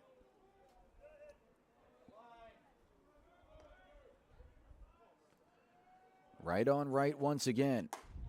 Breaking ball heavy diet continues for Eichler. Product of Ravenscroft High School up there in Wake Forest. 2-time All-Conference. From the first base side of the rubber, Eichler kicks and deals. Drops in a called strike 2. He is going to show you that slider, whether you're ready for it or not. Johnson fought valiantly, went down swinging. Now Murphy's behind 0-2. Eichler looking to come in and strand 2 inherited runners. Keep the lead at 6 for Aiken. The pitch. Called strike 3 off the outside corner. Murphy goes down looking. Eichler comes on and K's back-to-back batters. The Hurricanes get 1 on the board but leave 2 more, and the Pacers lead 7-1 halfway home in the finale.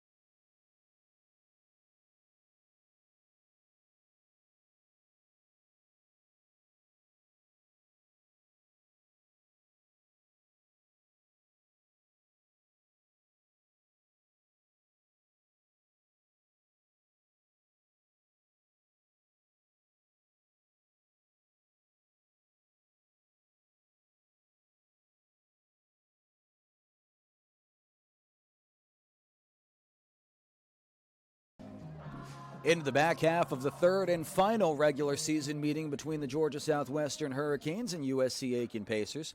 Aiken walked off the opener 3-2. Hurricanes got their win back yesterday in a 6-3 finale via a 5-run top of the 8th to take the lead and a complete game from Derek Espinoza. Now in Game 3, as both sides look to get a series win, the Pacers lead 7-1. Wade Johnson will stay on the mound for GSW. Facing Johnson, Melendez, and Harding, Josh Johnson lines the first pitch he sees back up the chute. On a hop to Reeves, the shortstop fires to first in time. 1 pitch, 1 out. Wade Johnson beats Josh Johnson. He has faced 2 batters and has gotten both of them to ground out to shortstop. The final line for the freshman starter, Johnny Nutt. He goes 3 2/3, allows a career high 10 hits, 7 runs, 6 earned. He walked 1 and struck out 2. Osman Melendez 1 for 2. Takes a called strike on a firm breaking ball.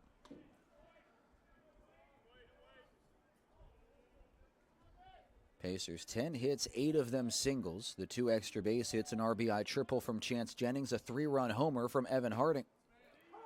Called strike a little off the outside corner, 0-2. Call has been there more often than not, a little bit off the outer edge, including on the backwards K to end the previous half inning of Devin Murphy. Johnson into his windup, and he gets Melendez swinging. Wade Johnson settling into a bullpen role for these Hurricanes. He's retired all 3 batters he's faced and looked awfully confident doing so. See how he fares against the top of the order, facing Evan Harding, who's a perfect 3 for 3. Harding 7 for 12 with a homer and 3 RBIs this weekend after missing the last 5 starts with a hamstring issue. Floats one out into shallow center. Gibson breaking in, lays out, and makes the catch. Takes a base hit away from Evan Harding. Center fielder gives way to the other. A very quick inning for Wade Johnson. He's retired all 4 batters he's faced, and he puts the Pacers right back on the defensive as we head to the 6th.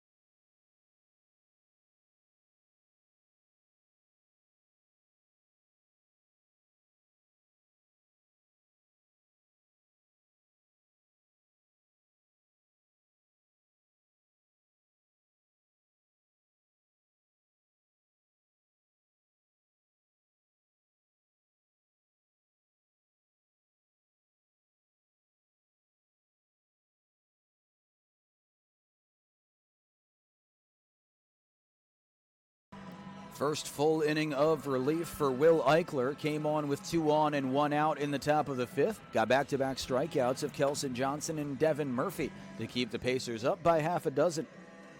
USCA had won every weekend series this year until last weekend, where they dropped 2 out of 3 against Columbus State. Now trying to get back on the right side of things. Both these teams have tough midweek opponents.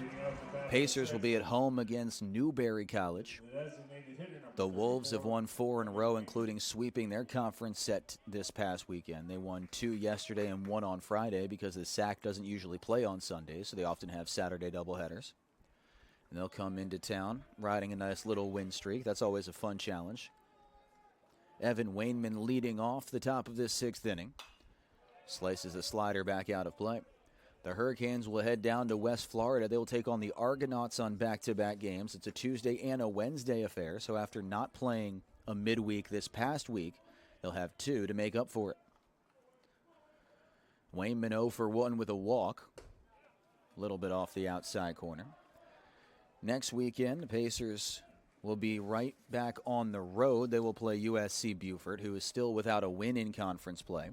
The Hurricanes will see the other winless Peach Belt team, and that's Claflin, who will head down to Americus. Eichler misses high, 2 balls and a strike. Pacers have Claflin in town 2 weekends from now, so they'll see USC Beaufort and Claflin in succession. 2 balls and a strike. Drops onto the outside corner. Eichler continues to hammer in that bender. Howie struck out both Johnson and Murphy in the 5th inning. Another 2-strike chance, this time against Evan Wainman. Count 2-2. Fastball lined into left field, and that will fall foul as it hooks out of play.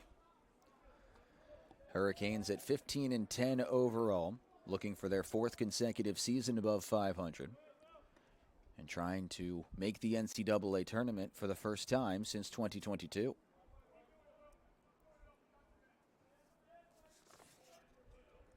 Correction, 2023. That was the first year of this 3-year streak of above 500. They went 34-19, won the Peach Belt Conference tournament, but have not been back to a regional since in the last couple of years. 2-2 slider pulled foul wide of third, just missed sticking inside the line would have been extra bases had it done so. Not quite the right attack angle, but Wainman will continue to battle. Pacers trying to find their way back to the regional as well. Both these teams have been absent for the last couple of seasons, and both on a strong course at the moment. 7th pitch of the at-bat.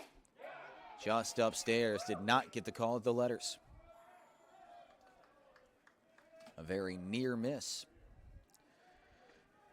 Both the Hurricanes and Pacers receiving votes, although not in the true top 25 in the D2 baseball poll from earlier this week. Full count offering coming from Eichler to Wainman. Swing and a miss. Got him on the high breaking ball. 3rd straight strikeout for Will Eichler. He's punched out every man he's faced. Now Josh McDonald will try to solve this impact freshman. Has seen his role grow with each passing week. McDonald has grounded out twice up the middle, once to short, once to second. Takes a called strike on the inside corner.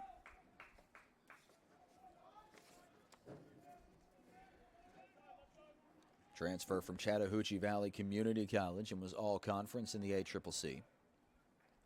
After previously spending time at Andrew College, so 3rd school in 3 years for him. He takes ball 1.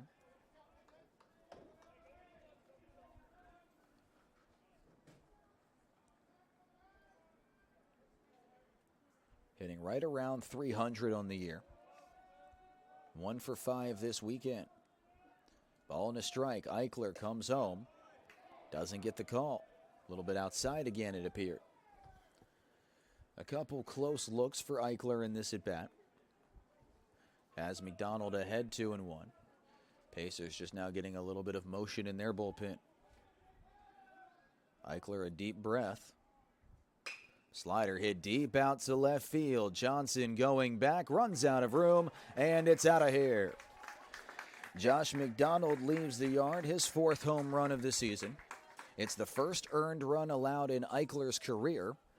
And the Hurricanes slowly cutting into the lead. It's 7-2.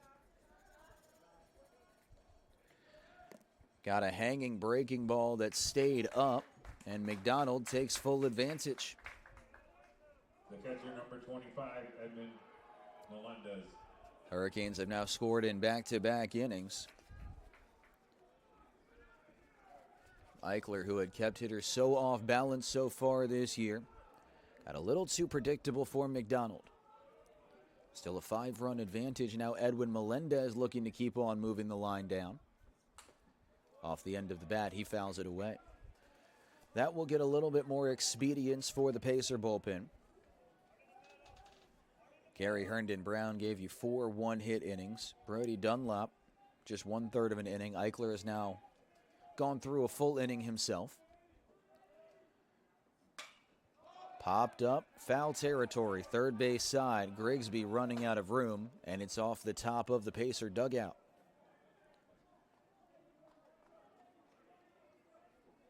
Runs the count to 0-2 on the catcher.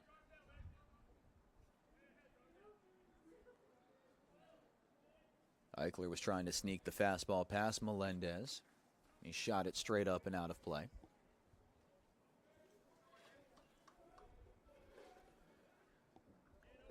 So 2 home runs in the game, both to the pull side by righties, Harding and now McDonald. Pacers still in front 7-2. Eichler, the 0-2 to Edwin Melendez. Bounces it in, ball 1. On the opposite side for the Hurricanes, Wade Johnson has gone 4 up, 4 down. Got some help from his center fielder. Caleb Gibson made a brilliant diving catch to end the bottom of the 5th. 1-2. Called strike 3 off the outside corner. Eichler gets a little bit of help from behind home plate. His 4th strikeout of the day. He's got as many Ks today as he had in his first 6 outings combined. So a little bit of a different day for Will Eichler. He had been pitching to contact so well. and not giving up any runs. Now he's given up a home run, but he's also struck out 4. Batter is Drew Reeves. He has not been retired today. Outside, ball 1. Reeves has walked and singled, came home to score the team's first run last inning on the RBI double from Drake Harmon. Pacers looking to get Eichler through this inning. He has not gone more than 2 innings yet as a college athlete. The 1-0, outside into the backstop.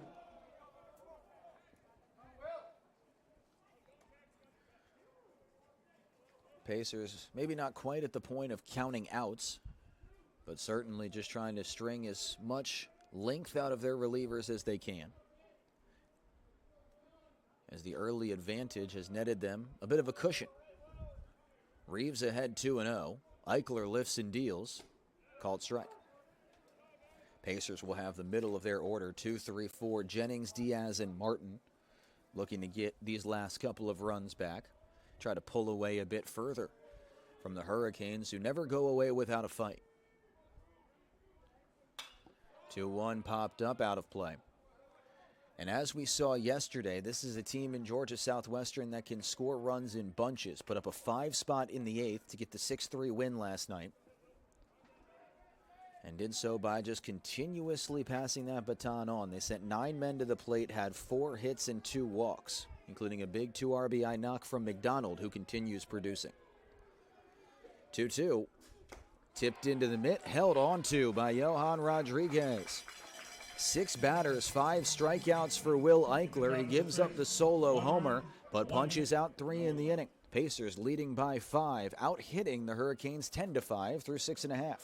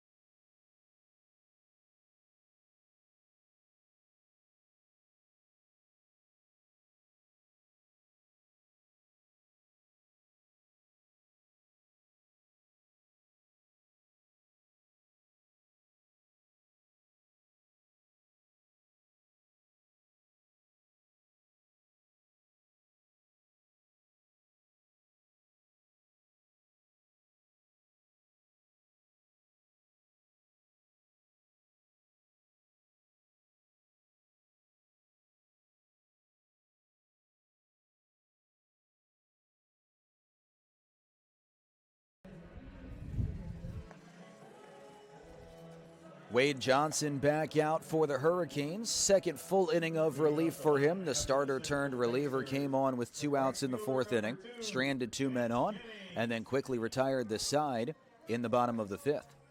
Chance Jennings leading off for USCA. Pacers 7, Hurricanes 2.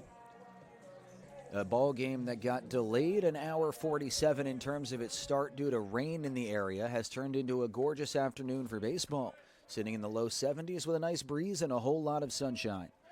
Jennings 1 for 3, nearly got hit with the fastball. Chance has been on 3 times and scored 2 runs. Fielder's choice error and then the RBI triple to right center field. Conference leading 5th 3-bagger of the season for the transfer from Winthrop. Bounces it out to second base. Johnson backhands, long throw, in time. So Kelson Johnson gets the first out for Wade Johnson. And Wade has retired all 5 batters he's faced. Jennings kept off the bags for the first time today. Yariel Diaz will be brought up. He's also 3 for 3 in terms of getting on base. He's 1 for 2 officially. RBI single last time up. He has also walked and reached on a drop third strike. First pitch from Wade Johnson, called strike, outside corner. Johnson has gone 6 innings or more twice already this year, both as a starter. Coming in, behind the freshman Johnny Nutt, who went 3 2/3. Lots of options available in the pen behind Johnson should it be needed. He's only the second reliever used all weekend by the Hurricanes. 1-1 to Diaz. Jam shot out into right center field. Staying up for Gibson. He's there. 2 down. The designated hitter, number 10. Good life on that fastball. Has a little bit of sink, but also a good deal of arm side run for Johnson. Shows how he was able to get under the barrel of Jennings and then in on the hands of Diaz. Now he'll face the only lefty he has to worry about, Blake Martin, who is the only Pacer yet to reach. A surprise, given that he was 4 of 9 the first 2 games of this series. Certainly happy to be facing a righty. He lines the first pitch he sees into left center field, and he is hitless no more. Martin continues his torrid week against the Hurricanes, and the Pacers have a 2-out base runner, the first they've developed against Wade Johnson.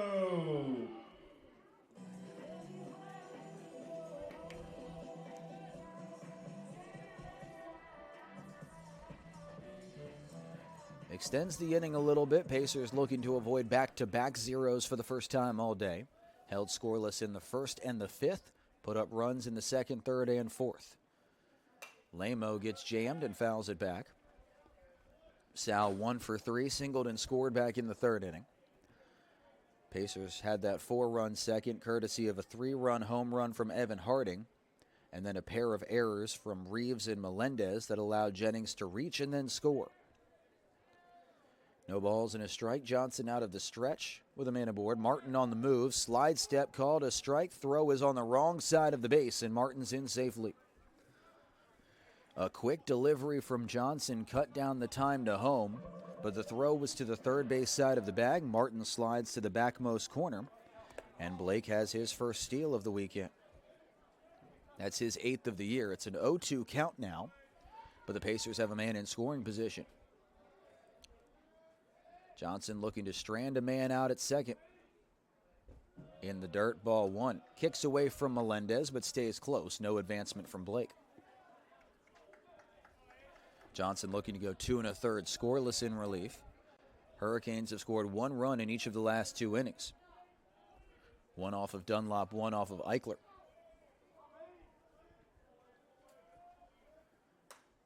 Fastball fouled back. Lamo able to stay alive. Pacers have an arm waiting in the bullpen. It was a righty warming initially. Now they've got a lefty tinkering around. Ball and 2 strikes as Johnson looks to strand Martin. Breaking ball backs up, nearly got a piece of Lamo. Sal has been hit 11 times this year. Second in the Peach Belt behind only Zach Cowart of Lander. 2 balls, 2 strikes, 2 outs. Lamo looking to bring home Martin. Shot foul. He stays afloat.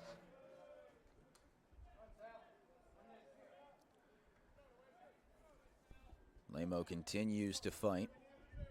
3 of 10 this weekend. He does have a run driven in. And it was also off his bat that the walk-off occurred on Friday. 7th pitch of the at-bat. On the ground out to second base. Johnson botches it and cannot make the play. Martin stops at third for the second time this week.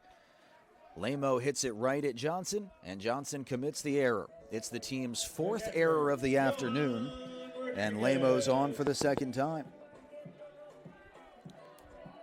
Johnson was slow to get up after he grabbed that ball.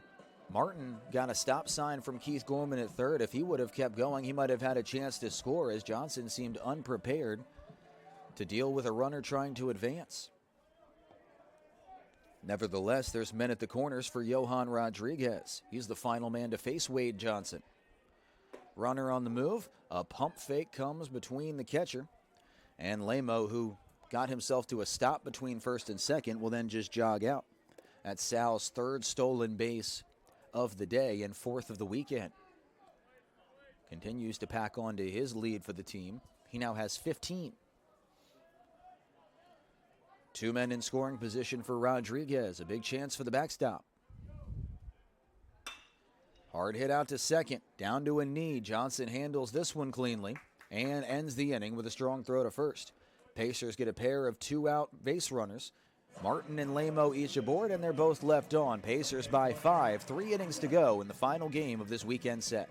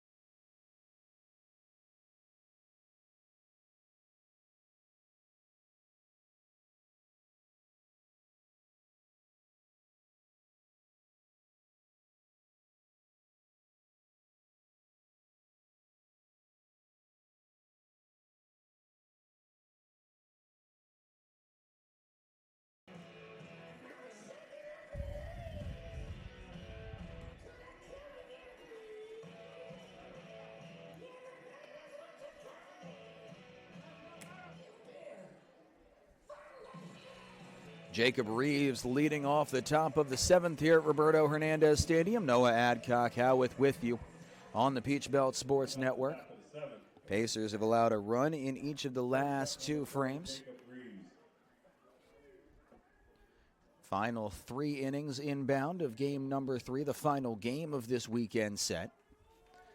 Delayed start, but still intending to play 9. No reason to play 7 unless they give you one. And we have seen time and time again this season how Keith Gorman eschews those shortened games. He will not agree to a 10-run mercy rule, even if it's presented. Eichler back out onto the mound, takes a first pitch miss inside. Hurricanes have played 2 conference games already that went just 7 innings. They won over Beaufort 10-0 in 7 and beat Augusta 12-1 in the same amount of innings. They have played 6 games in total that have gone less than 9 innings. Breaking ball just misses 2-0. Each of their first 3 wins, in fact, came in shortened fashion. 2 against Trevecca Nazarene and then 1 against Auburn Montgomery, who they split with in a home-and-home. 2-0 on Jacob Reeves, who's 1 for 2. Runs in, nearly gets hit. 3 balls, no strikes. Reeves, a delayed reaction trying to say that he got hit, and now he points down to his manager, and Josh McDonald is going to come down and talk with the home plate umpire. There was no immediate reaction from Reeves. And then he started pointing to that elbow guard.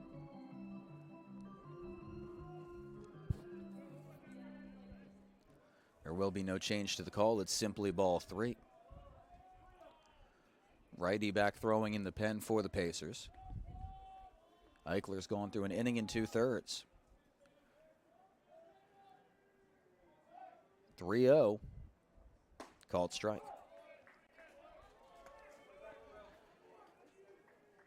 Eichler has faced 6 batters. He struck out 5 and allowed a solo homer. Reeves looking to be the first to just reach first base. And he will do so. It's ball 4 inside. First walk issued by Eichler. First walk drawn by the Hurricanes since the 4th inning. The center fielder, number 24, Caleb Gibson. Pacers staring down towards their pen, seeing how ready that reliever might be. Caleb Gibson is the batter. He's 0 for 2. Pop up in a fielder's choice. Leadoff man on for the 2nd time in the last 3 innings. 3rd time overall for GSW. Eichler fires in strike 1.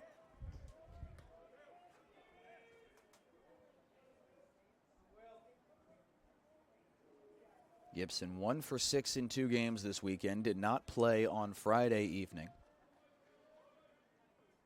High and tight, that evens the count up. Shadows beginning to creep across the majority of Roberto Hernandez Stadium as the sun drifts in and outside of the clouds. Approaching the 5 o'clock hour after the delayed start. Eichler, a deep breath, comes home and gets Gibson fishing 1-2.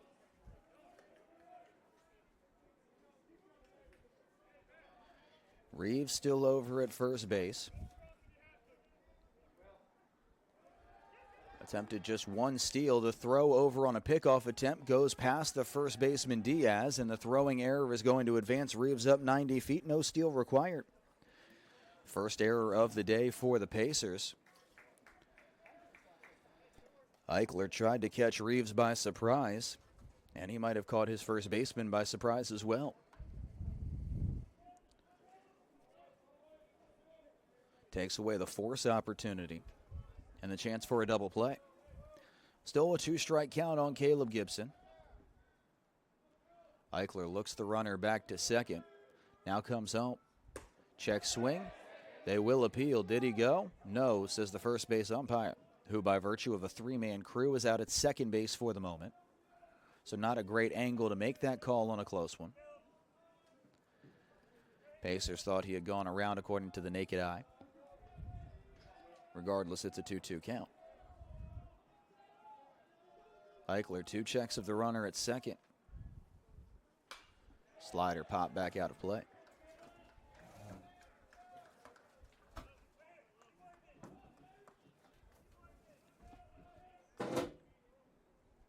Good battle brewing at the bottom of the order. Hurricanes have continuously set the table this weekend with their 7, 8, and 9 hitters. Left it up to the top of the order to get those big swings. Slider, down goes Gibson on strikes. 6th punch out for Will Eichler. All 6 outs have come via the K. The right fielder, Drake Harmon. Back to the top, the Hurricanes will send Drake Harmon to the dish once again. He's 2 for 3. RBI double last time up that ended up chasing Brady Dunlop from this game. Dunlop faced 4 batters, allowed 3 hits and a run. But Eichler came on, struck out Kelson Johnson and Devin Murphy in quick succession, and stranded 2 men in scoring position. It's a 7-2 game, 7 runs, 11 hits, and an error for the Pacers, 2 runs, 5 hits, and 4 errors for the Hurricanes. Despite the 4 errors, Pacers have just 1 unearned run so far. They've taken advantage of the miscues, to be sure, but none have been directly correlated to the runs coming home. Harmon swings through the breaking ball, 0-1. One more out, and this will be the longest outing of Eichler's career thus far. 7th relief appearance for the freshman out of Wake Forest. 0-1. In the dirt. Knocked down by Rodriguez. Runner trying to take third. Quick tag put on. Not in time. An aggressive read from Jacob Reeves. He goes headlong into the far side of the bag and gets in under the tag as Keith Gorman comes out to negotiate with the third base umpire.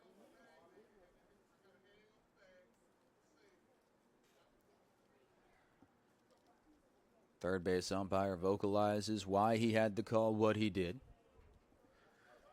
And so it's a wild pitch that enables Reeves to move up 90 feet. Was blocked decently well by Rodriguez. He kept it right in front of himself. But it did not stay within arm's length, so he had to scramble out of the crouch. Third baseman in, everybody else back against the lefty. Pacers will trade outs for runs at this juncture. That one's blocked cleaner by Rodriguez, 2-1.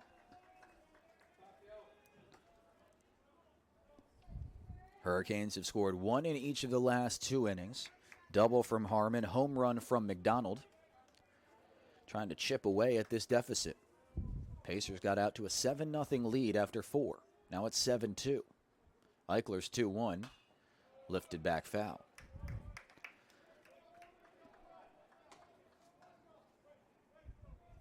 Aiken offense has gone quiet against Wade Johnson, who came in relief for the freshman Johnny Nutt. Bit of a reverse from what we've seen a couple times early in the year for GSW. 2-2 on Harmon. Line to right field, base hit. Harmon continues to swing well. He's got a 3-hit day, and that's his second RBI of the game as he makes it 7-3. The E1 and the wild pitch end up benefiting the Hurricanes. Reeves gets 180 feet for free and comes around to score as a result. 1 on, 1 out, and 1 in, with 1 out in the 7th inning. Kelson Johnson is the batter. He's 0 for 3. He'll be the first man to see Eichler twice. Struck out swinging against him last time up. Harmon a short lead. And it's lined into left for a base knock. Harmon stops out at second. Johnson comes up throwing. Back-to-back base hits. 3 of 4 men have reached in the inning. And Keith Gorman is headed out to the mound. 2+ innings for Will Eichler. But his day appears to be ready to come to a conclusion. Got 6 important outs for the Pacers, but now Georgia Southwestern has the tying run in the on-deck circle, and Aiken goes back to the bullpen. New arm coming back on the other side of the break.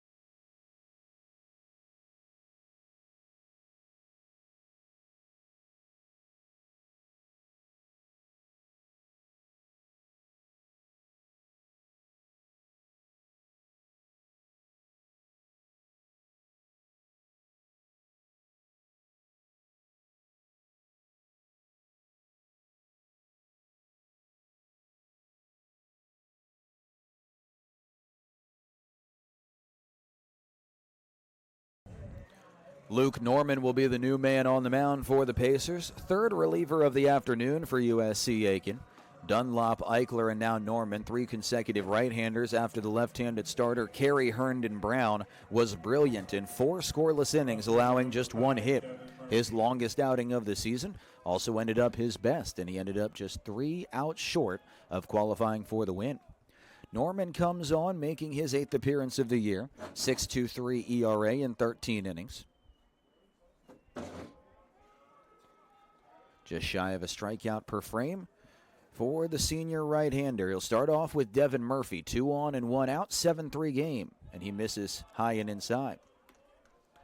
Hurricanes have scored a run in each of the last 3 innings, piece by piece, making this a competitive ball game once more. Certainly not out of it by any stretch. Infield thinking double play. Inside ball 2, just missed on Murphy, who's 0 for 3. The Hurricanes' most dangerous hitter has been held largely in check. He's 1 for 10 this weekend with 4 strikeouts. Love to break out here in a big way. 2-0 on the junior. Called strike at the knees. Team leader in RBIs, home runs, doubles, and stolen bases in his first year with the program after 2 seasons at Coastal Alabama Community College. Norman, the 2-1, poked foul to even the count. It's Drake Harmon at second and Kelson Johnson at first, both of whom singled against Will Eichler. Ended up yanking him out of the ball game as 3 of 4 men reached in the inning. A walk, 2 singles in the run. Harmon's base hit was the job that brought the runner home. Count 2-2. Norman, 2 checks at second, now delivers. 3-quarter swing, he went around. Murphy, no appeal needed, goes down on strikes. Elevated fastball fools the left or the right-handed hitter. It is the 9th strikeout of the game for the Hurricane offense through 6 2/3. Number 34.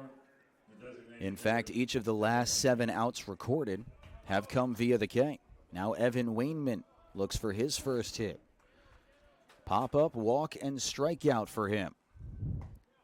Breaking ball called strike 1 on the inner third. Hurricanes do not have a multi-run inning yet. Wainman trying to change that. A base hit could potentially score Harmon from second. Norman, red glove at the chest, kicks and deals. Called strike, outer edges. And the DH Wainman is behind 0-2. Had a 6-game hitting streak snapped yesterday, hitless in today's game as well.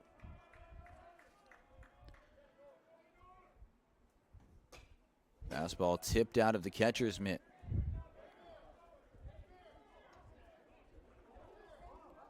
Wainman is trying to argue that that was catcher's interference. Josh McDonald's down to argue as well. And this will likely pull the umpires together. Johan Rodriguez is saying that it was tipped off of the glove, and that's the sound that was heard. Wainman arguing that he made direct contact from barrel to catcher's mitt. And this is the difference between a 2-strike count and a free base that would load the bags and bring the tying run to the plate in Josh McDonald. So this is an integral call.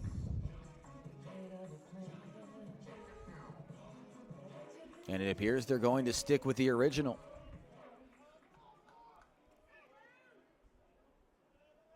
So still 0-2 with 2 on and 2 outs.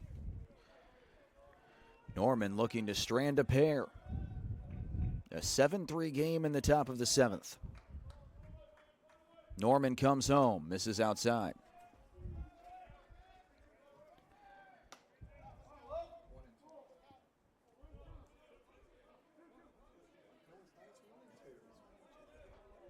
Everybody trying to figure out the count at one point. Scoreboard went from 0-2 to 3-2, then 2-2. Now it's 1-2, and that's where we're supposed to be at.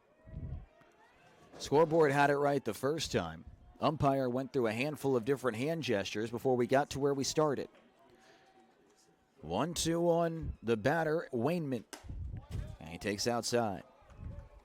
Now it's 2-2. Harmon at second, Johnson at first. Hurricanes have already scored a run after Jacob Reeves reached via a leadoff walk. Norman deals. Lined out to right center field, headed for the gap. It will split the defenders and roll to the wall. Harmon around third, Johnson right behind him. It's a 2 RBI double for Evan Wainman.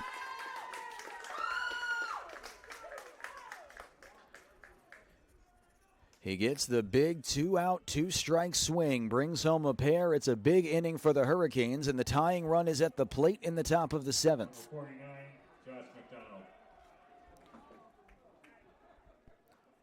And Keith Gorman is going to go back to his bullpen. Norman faces 2 batters. He's unable to retire Wainman after getting ahead 0-2. And the Hurricanes will see a new arm as Josh McDonald, who already has a home run in this game, steps up as the tying run. Things have gotten interesting here in the top of the 7th at Roberto Hernandez Stadium. 3rd arm of the inning coming on after this.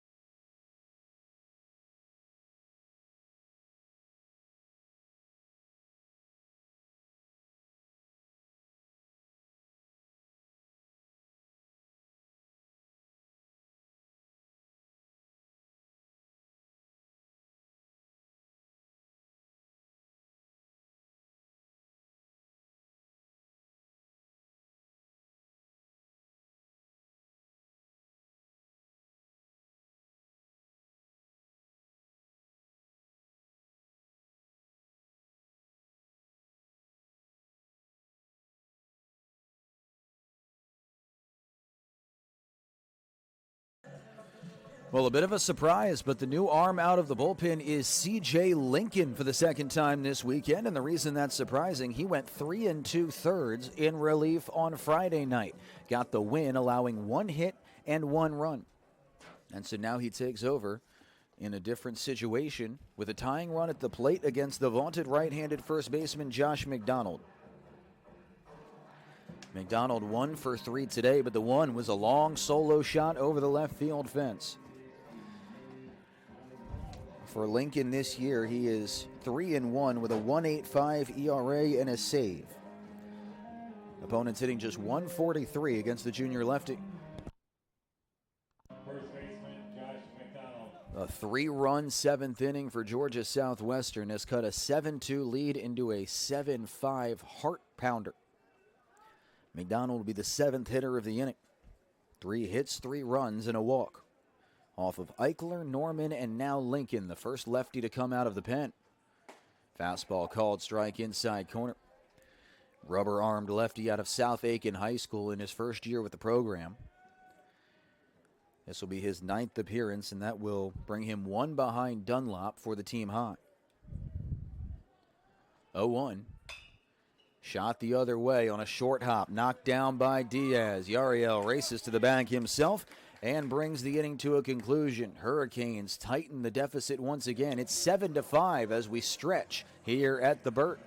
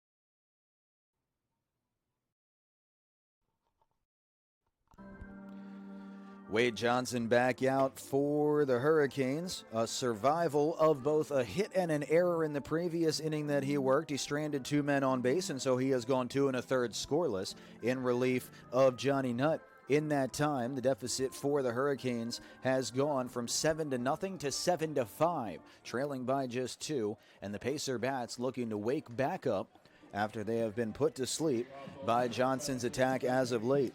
Just 1 strikeout in 2 1/3. He's faced all 9 men, and so now he'll see Maverick Grigsby for a second time to kick off the bottom of the 7th inning.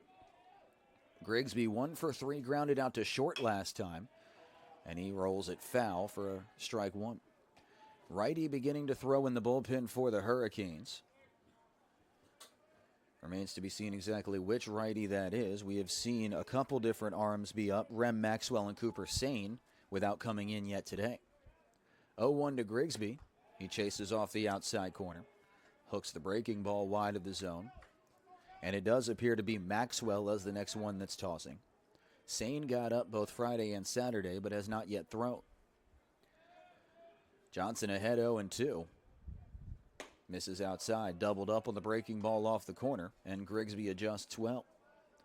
Pacers have a couple different arms stretching in their bullpen, but nobody throwing at the moment. Lincoln came on, faced 1 batter, and got 1 out on just 2 pitches. Johnson from the windup. Breaking ball misses inside. Tried to run it back in off the front hip. Unsuccessful. Pacers rolling through their arms. They've now used 4 relievers today after the starter Herndon Brown, and we will see who stays available for the midweek game against Newberry. The 2-2. Left upstairs, a good take from Grigsby. That is a Wednesday midweek, so there are a couple days for some of these arms to potentially bounce back, such as Dunlop and Norman. Nick Napolitano will likely get the start, and Miles Chabi could go again as well. From 0-2 to 3-2, Grigsby has run the count full. And he shoots this one foul to keep the fight going.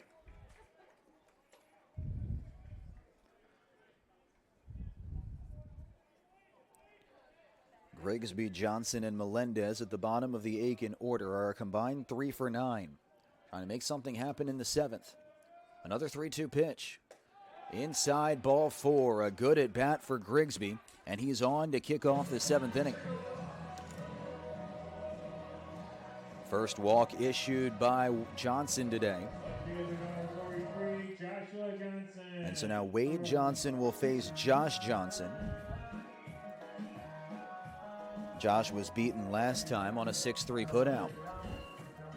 Josh 1 for 3, a single and a stolen base back in the 3rd inning. Had an infield single to shortstop. Wade fires over the pickoff to first. High throw pulled McDonald off the bag. Grigsby was back in easily regardless.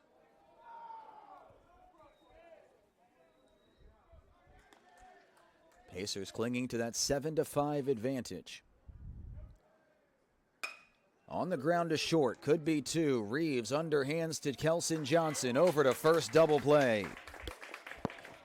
Taylor made as Wade Johnson once again gets Josh Johnson to roll over, and this time he gets 2 for the price of 1. Neutralizes that leadoff walk immediately. And there's nobody on with 2 outs as the Hurricanes continue to keep the momentum squarely on their side. Osman Melendez trying to restart a little bit of a spark for the Pacers. Melendez 1 for 3. Takes a called strike. Front hip curveball came back into the zone. Lincoln will face 6, 7, and 8 in the Southwestern order in the top of the 8th inning.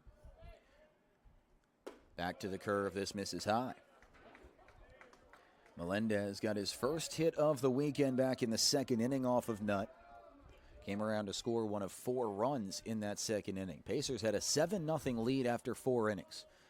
The Hurricanes have clawed back in.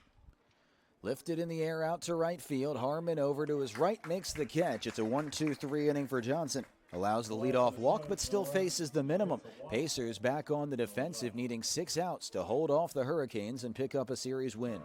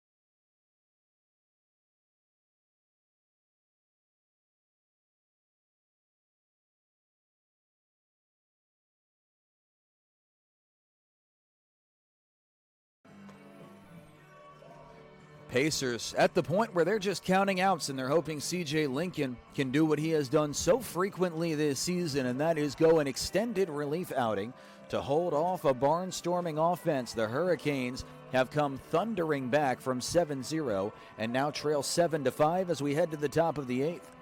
Hurricanes scored 5 in the 8th inning yesterday to get a 6-3 victory as the bullpen has held the Pacer offense in check. Wade Johnson has been great in relief, and it has been great pitching really all the way around this series. save for what the Pacers were able to do to today's starter, Johnny Nutt. Edwin Melendez leading off, takes ball one downstairs.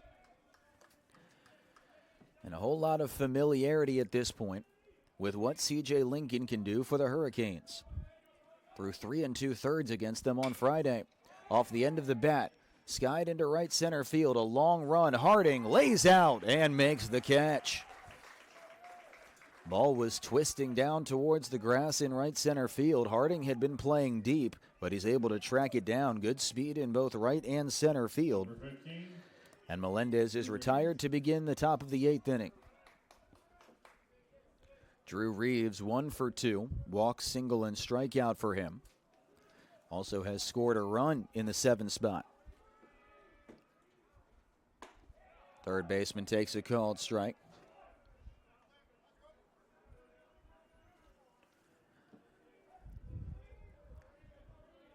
Pacers out hitting the Hurricanes 11-8. Change up outside, evens the count up. 5 errors between the two teams, including 4 against Georgia Southwestern. Pacers have had opportunities to add even more to this lead, not quite able to do so yet. Just misses again, 2-1. A couple close chances for C.J. Lincoln.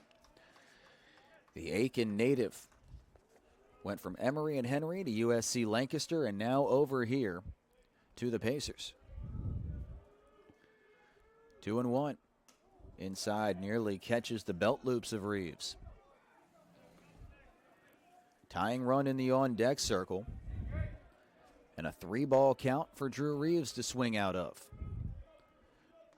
Righty moving in the pen for the Pacers. Lincoln comes home. Inside, ball 4. 1 on, 1 out. Tying run steps up. It's Jacob Reeves.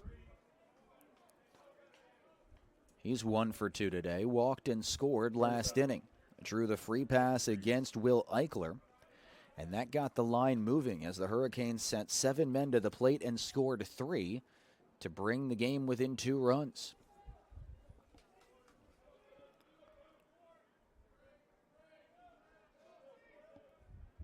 One on, 1 out. Fly ball right center field. Harding drifting back, has room, makes the catch, 2 down. Had to go over to his right to do so, but he makes the play. There's 2 away. The batter is Caleb Gibson, who's 0 for 3. Did reach back on a fielder's choice in the 5th inning. And he will be pinch hit for, in fact. Noah Jones is going to come in and pinch hit for Gibson.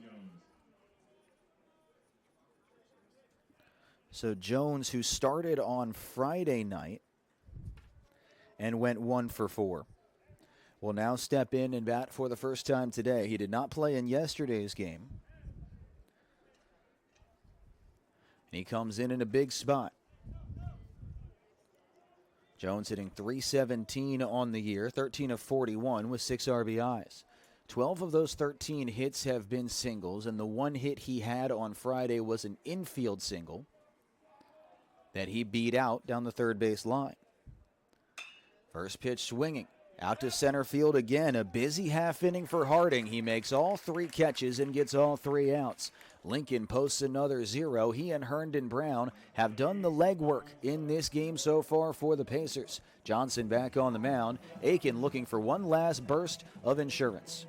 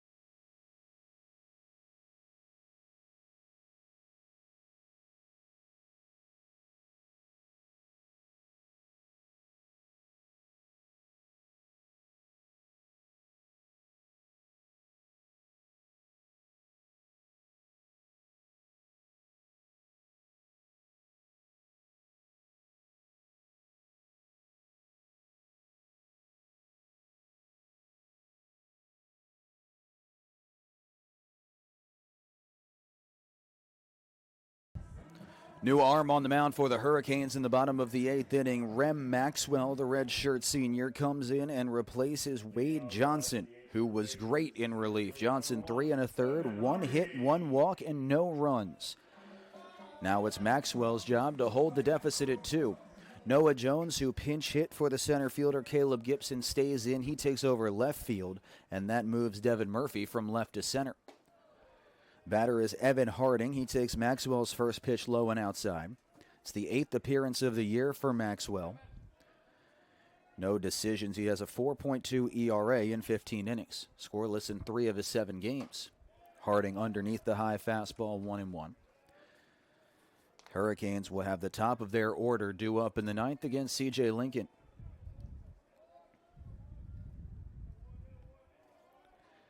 Harding 3 for 4, lined out to center last time up. Spikes this one foul, 1-2. Nearly had a 4-hit day at the top of the order, but was robbed on a diving catch by Gibson.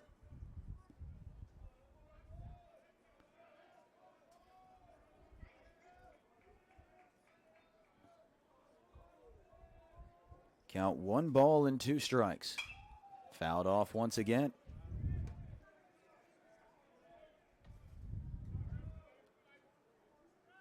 Harding, Jennings, and Diaz, who have done so much of the legwork for the Pacers offense today, trying to do what they can to add a little bit more as the Pacers have been held scoreless since the 4th. Another foul ball. Harding keeps on fighting.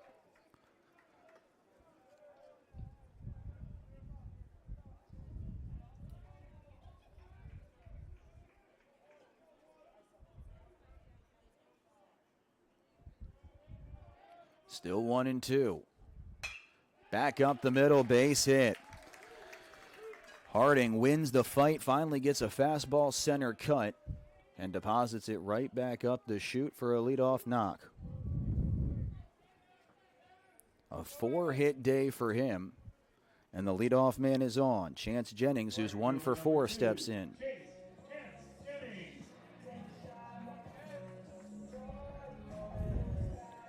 RBI triple back in the 4th. Grounded out his last time up. Chance has been on 3 times. Harding, good speed. Maxwell from the stretch, and it's bunted foul by Jennings as he tried to catch Reeves by surprise over at third. Maxwell, a strikeout per inning, but he's also walked 10 in 15 frames.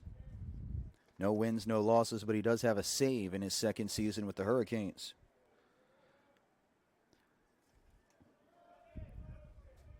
Nothing and 1 on Jennings. He bunts again, or squares around at least, and then takes it high. Back pick to first, not in time. 1 ball, 1 strike.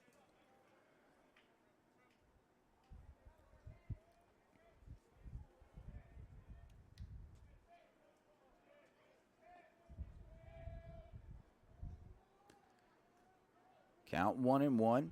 Reeves playing in at third. See if Jennings squares again. Maxwell picks over, seeing if he could get any inclination from Jennings' reaction. He did not.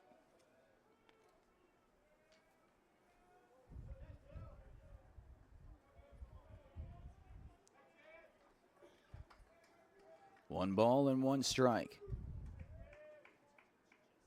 Runner on the move. Pitch is called a strike. The throw down is not in time. It kicked off the glove of the shortstop Reeves. Harding likely would have been in safely anyway.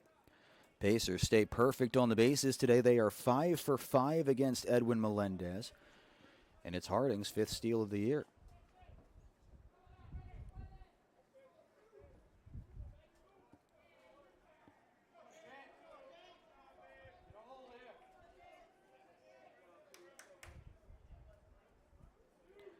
Jennings now has to fight with 2 strikes. 1-2 pitch. Swing and a miss late on the fastball, and Maxwell gets his first K. Big first out in the bottom of the 8th inning.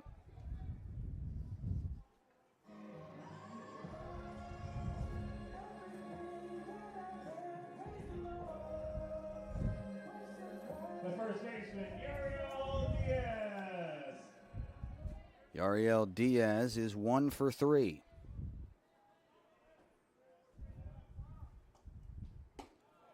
Just misses outside. Righty now throwing in the bullpen for the Hurricanes just in case.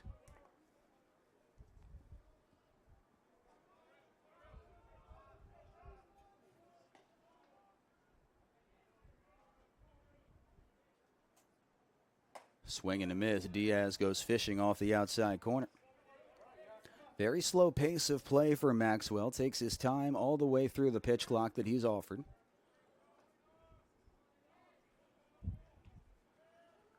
Working at his pace and his pace alone. Checks out at second, now comes home. Popped foul, strike two.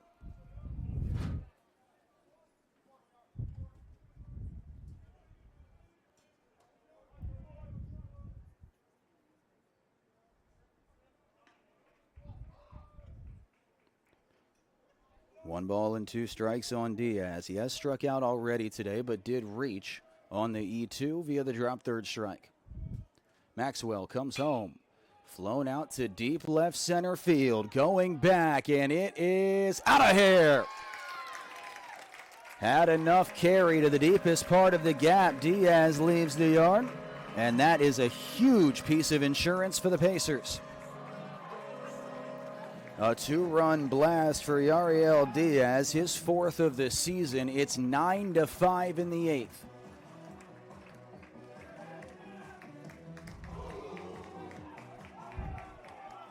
The powerful first baseman out of Orlando launches it, and you could tell by how quickly Murphy slowed down in his pursuit out from center field, the amount of distance that ball had with a little extra oomph from the wind. The Pacers double their advantage, exactly what the doctor ordered in this half inning. Blake Martin takes a called strike. Cooper Sane continues to ready himself in the bullpen. Have to imagine the Hurricanes would have liked to get him work at some point this ball game, or this weekend as a whole at least. But they'd also like to see Maxwell get through this inning. Outside, 1-1. Sane will now be joined in the pen by Colby Beach, the freshman. And it appears that it's actually going to be Beach that takes the mound as Sane now sits down. 1-1 to Martin. Big bouncer out to second. Takes an awkward second hop and kicks off of Kelson Johnson. That's a tough bounce, but a play that he had the capacity to make. It's going to be an E4 on Johnson in the team's fifth error of the game. Johnson's second error of the day, third of the weekend. He has doubled his total from the team's first 23 games combined.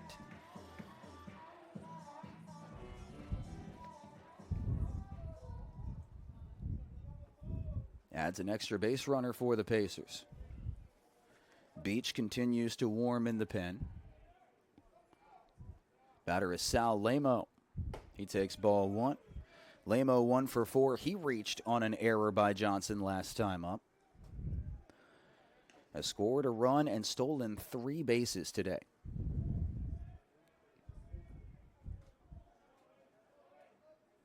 "1-0 on Lamo. Maxwell picks over to first. Martin did have a stolen base back in the 6th inning, as the Pacers have ran all over the Hurricanes today. 6 stolen bases this afternoon after they had just 1 in the first 2 games combined. This is more of the game plan that folks have had against Edwin Melendez this season. They are now 32 of 34 against him. 1-0.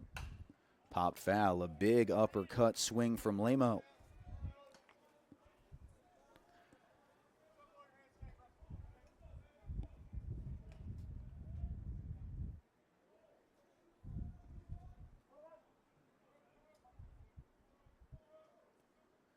Pacers looking to put this game all the way out of reach here in the 8th inning.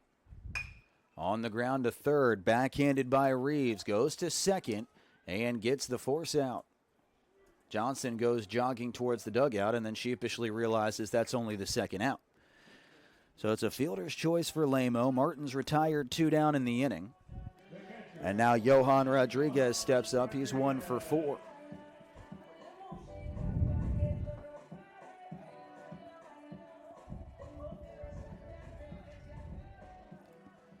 A demoralizing 2-run home run given up by the Hurricanes, making this a 9-5 lead for the Pacers. Lamo on the move. Pitch is called a strike. The throw is to the wrong side of the bag and into center field. Lamo has his 4th stolen base of the day, and he was unable to advance past second due to the backup from Murphy.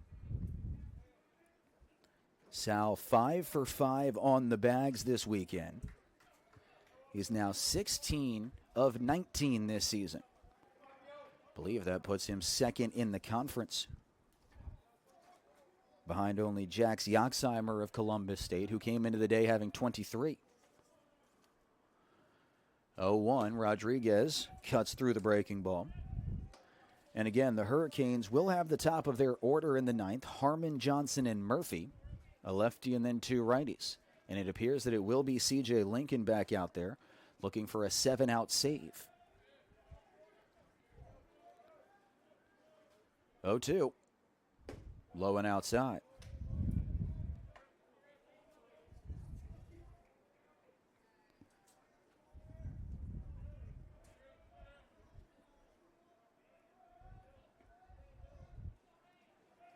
Rodriguez trying to extend the inning. Shoots it back foul. Got it in on the hands. Would not be surprised if this is Maxwell's last at bat, one way or another, as Beach appears ready in the bullpen. 5th-year senior out of Jefferson High School down in Winder, Georgia. In his 2nd year with the Hurricanes. Outside, 2-2. Maxwell began his career at Georgia Southern, spent 2 years there, then went to Southern Union in Alabama before making his way across the river to Southwestern. 2 balls and 2 strikes on Johan Rodriguez. Maxwell delivers. Rolled over to the left side of the diamond. Reeves, the shortstop, goes over to first. It's dug out by McDonald, and we head to the 9th inning. Pacers get 2 on Diaz's long ball and lead by 4 with 3 outs to get.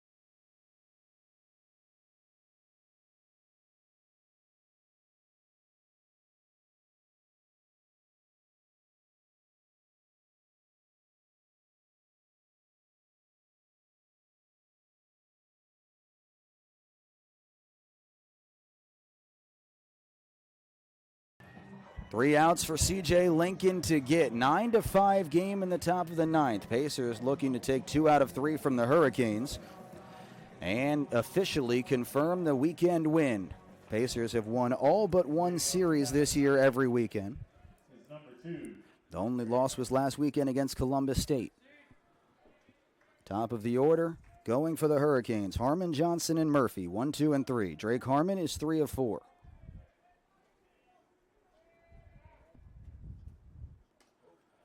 To the backstop, ball 1. Righty warming in case things go south for Lincoln. Remember, he went 3 2/3 in the win on Friday.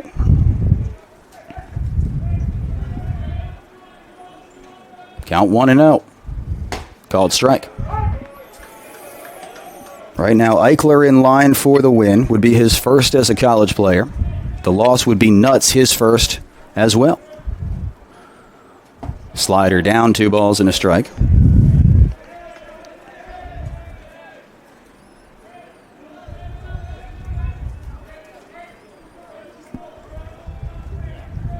Lincoln comes home, and it's chopped foul. Harmon hits in each of his last 3 at-bats. He's got 2 RBIs on the day out of the 5 produced by Southwestern. And it's a 2-2 count.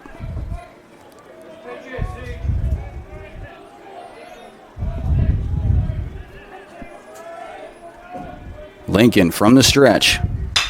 On the ground, up the middle, base hit. A 4-hit day for Drake Harmon at the top of the order. And the Hurricanes not willing to concede just yet. Second baseman, Kelson Johnson.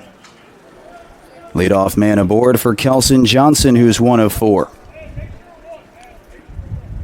Johnson singled and scored last time up. This will be his first chance to see Lincoln today. He was the final batter to face Eichler before he was replaced by Luke Norman. Fastball called a strike at the letters. Infield double play depth. Lincoln, with that sinking fastball, has been very adept at creating those ground balls in these type of twin-killing situations. Harmon held on by Diaz. Called strike 2.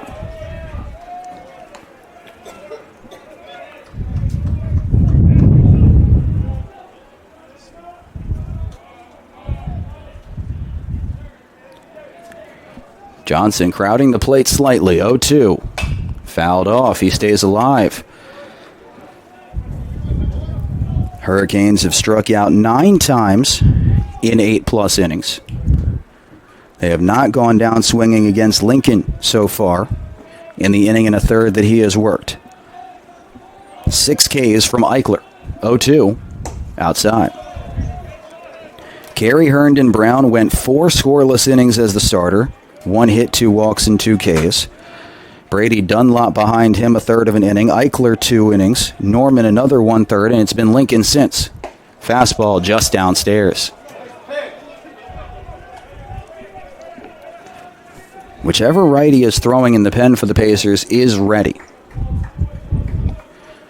Lincoln's count keeps creeping higher.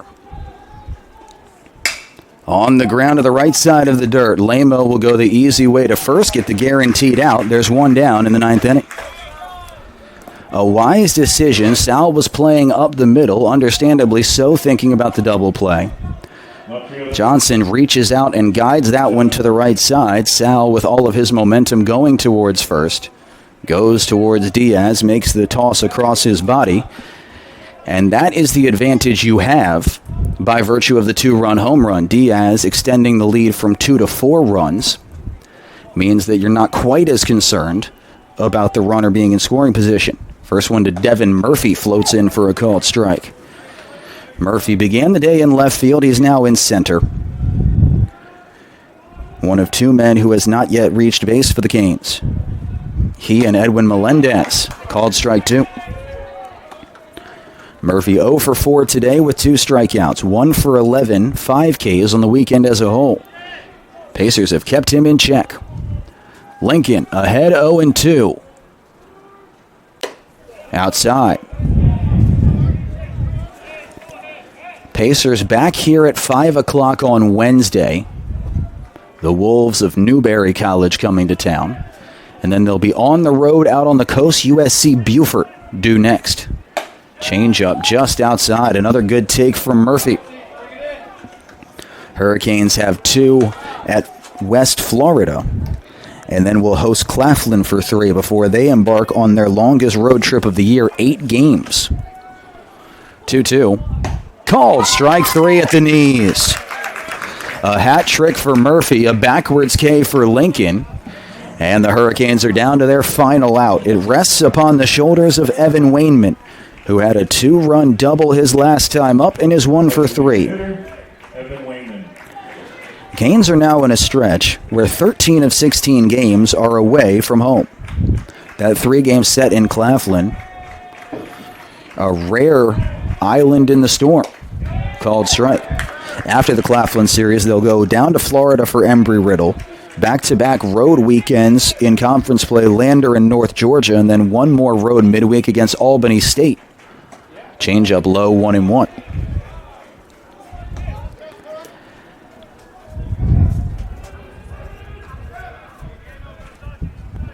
Pacers looking to seal off this victory.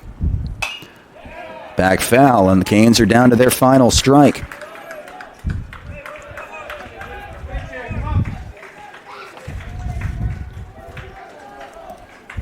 C.J. Lincoln, who has been so good in so many roles this year for the Pacers. Trying to put a bow on the win. Outside, 2-2. Lincoln's lone save came against Flagler on the road on March 1st. Chance to double that total here if he can find a way to retire Wainman and bring this game to a close. The junior lefty shutters to a stop. 2-2. Fly ball down the right field line towards foul territory. Lamo calls off Diaz and stumbles to the ground to make the catch. C.J. Lincoln shuts down the Canes, and the Pacers take 2 out of 3 from their Peach Belt Conference rival. It's a 9-5 victory, and USC Aiken is back in their winning ways on terms of a weekend series. 9 runs, 13 hits, and an error for the Pacers. They leave on 9. For Georgia Southwestern, it's 5 runs, 9 hits, and 5 errors while leaving on 7. The win goes to Will Eichler. He's now 1-0 in his college career, while the loss belongs to Johnny Nutt. He gave up a career-high 10 hits, 7 runs, and 6 earned in 3 2/3. Nutt now 4-1 on the year. And the save of the 7-out variety goes to C.J. Lincoln. He now has a win and a save just in this weekend, and he's got 2 saves on the season as a whole. A ball game that began an hour 47 late ends up going 2 hours and 56 minutes just of game time. So a long afternoon at the Yard for both sides, and now a long trip home to Americus for the Hurricanes. CJ goes 2 1/3, does not give up but 1 hit and 1 walk while striking out 1. Scoreless once again for him. Pacers are now up to 18-8 on the year. Southwestern drops to 15-11. Each of these teams is going to be 8-4 in conference play. Back here, 5 o'clock on Wednesday, the Wolves come to town of Newberry, and then a weekend set out at USC Beaufort. Hurricanes will be in West Florida the next 2, and then back at home, they've got Claflin coming to town.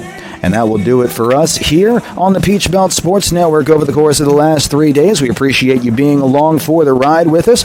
For Dave Fouth, Brian Busher, and our entire crew, I've been Noah Adcock-Howarth. Definitely appreciate you coming around, and we hope that you're back with us on Wednesday and throughout the rest of the season. Pacers take 2 out of 3 and send the Hurricanes back on home.